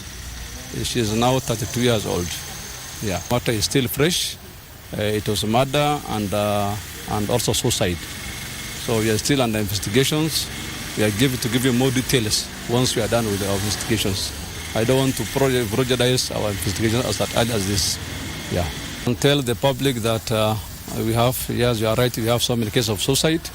Especially it is about the drug abuse and also drug substance. Some are stress, some are depressions. So I can urge you, because now we have a hard helps in Kiambu County. If somebody is on a drug, I think we can refer them to rehabilitations and also given awareness about the life, what it is. You don't need to kill yourself or to commit suicide for yourself just because of this life. Haya, tusonge mbele mtazamaji. Kongamano la siku mbili kuhusu haki za wanawake limeanza jijini Nairobi, kukiwa na wito wa kutafuta mbinu za kuongeza idadi za nyadhifa za uongozi. Waziri wa masuala ya jinsia Aisha Jumwa aliyefungua kongamano hilo alitoa changamoto kwa vyama vya kisiasa kuwapa wanawake tikiti za moja kwa moja katika vyama vilivyo na ufuasi mwingi. Kadhalika, wanawake wamehimizwa kung'amua sheria za uchaguzi na kujibidisha katika ulingo wa siasa za nchi na kuwania nyadhifa za uchaguzi. If women are given direct ticket, more specifically from the areas that are parties or political parties are strongholds, I can assure you we will have more women represented, more women in parliament, governors. We must assess our progress and we must be able to celebrate how far we've come. Even though we have not reached where we are not where we were. So we need to celebrate that. Tuangazie taarifa za biashara mtazamaji. KD tayari amefika studioni, atakuwa akikuelekeza kule viwanjani. Ukosefu wa ufahamu kuhusu kanuni na fursa za biashara kwenye mkataba wa biashara huru barani Afrika unaathiri juhudi za wenye biashara ndogo na zile za kadri kunufaika na mkataba huo.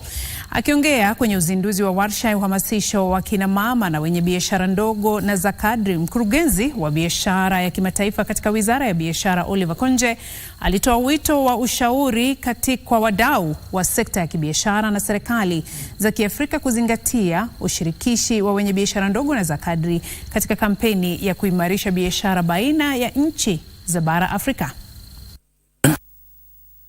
We need fast capacity building, capacity enhancement programs and awareness raising. What we are doing here should actually continue throughout.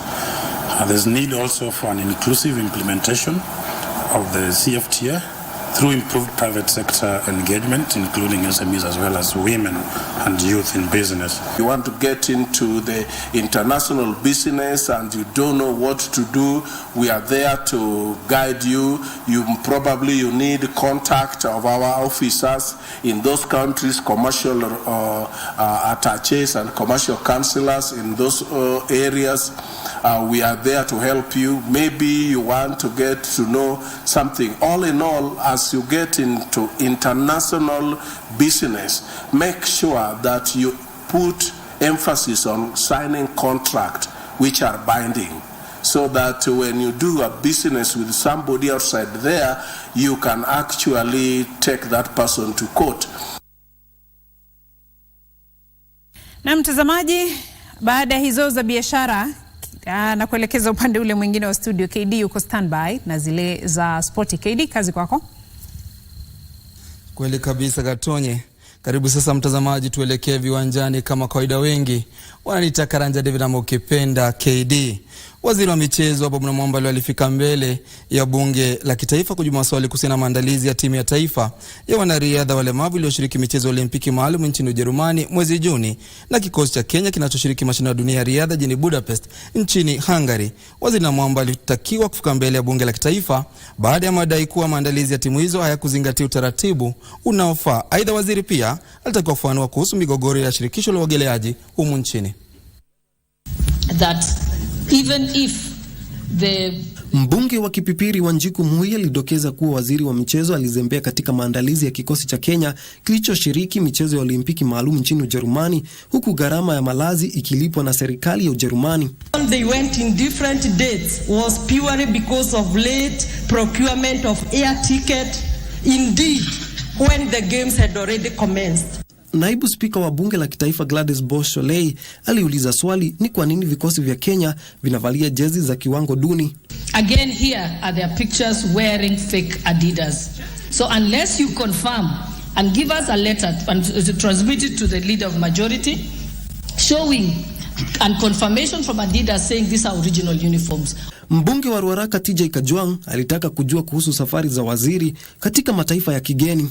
But I read in the social media that this minister chose to go to fine destinations overseas, dining in fine restaurants using calamari. I do not know what calamari is. Akijibu maswali kutoka kwa mbunge wa Jiko Muhia na naibu speaker Gladys Bosch-Solei, waziri Ababu Namwamba alisema tatizo kubwa ni utendakazi duni wa baadhi ya mashirikisho ya michezo humu nchini.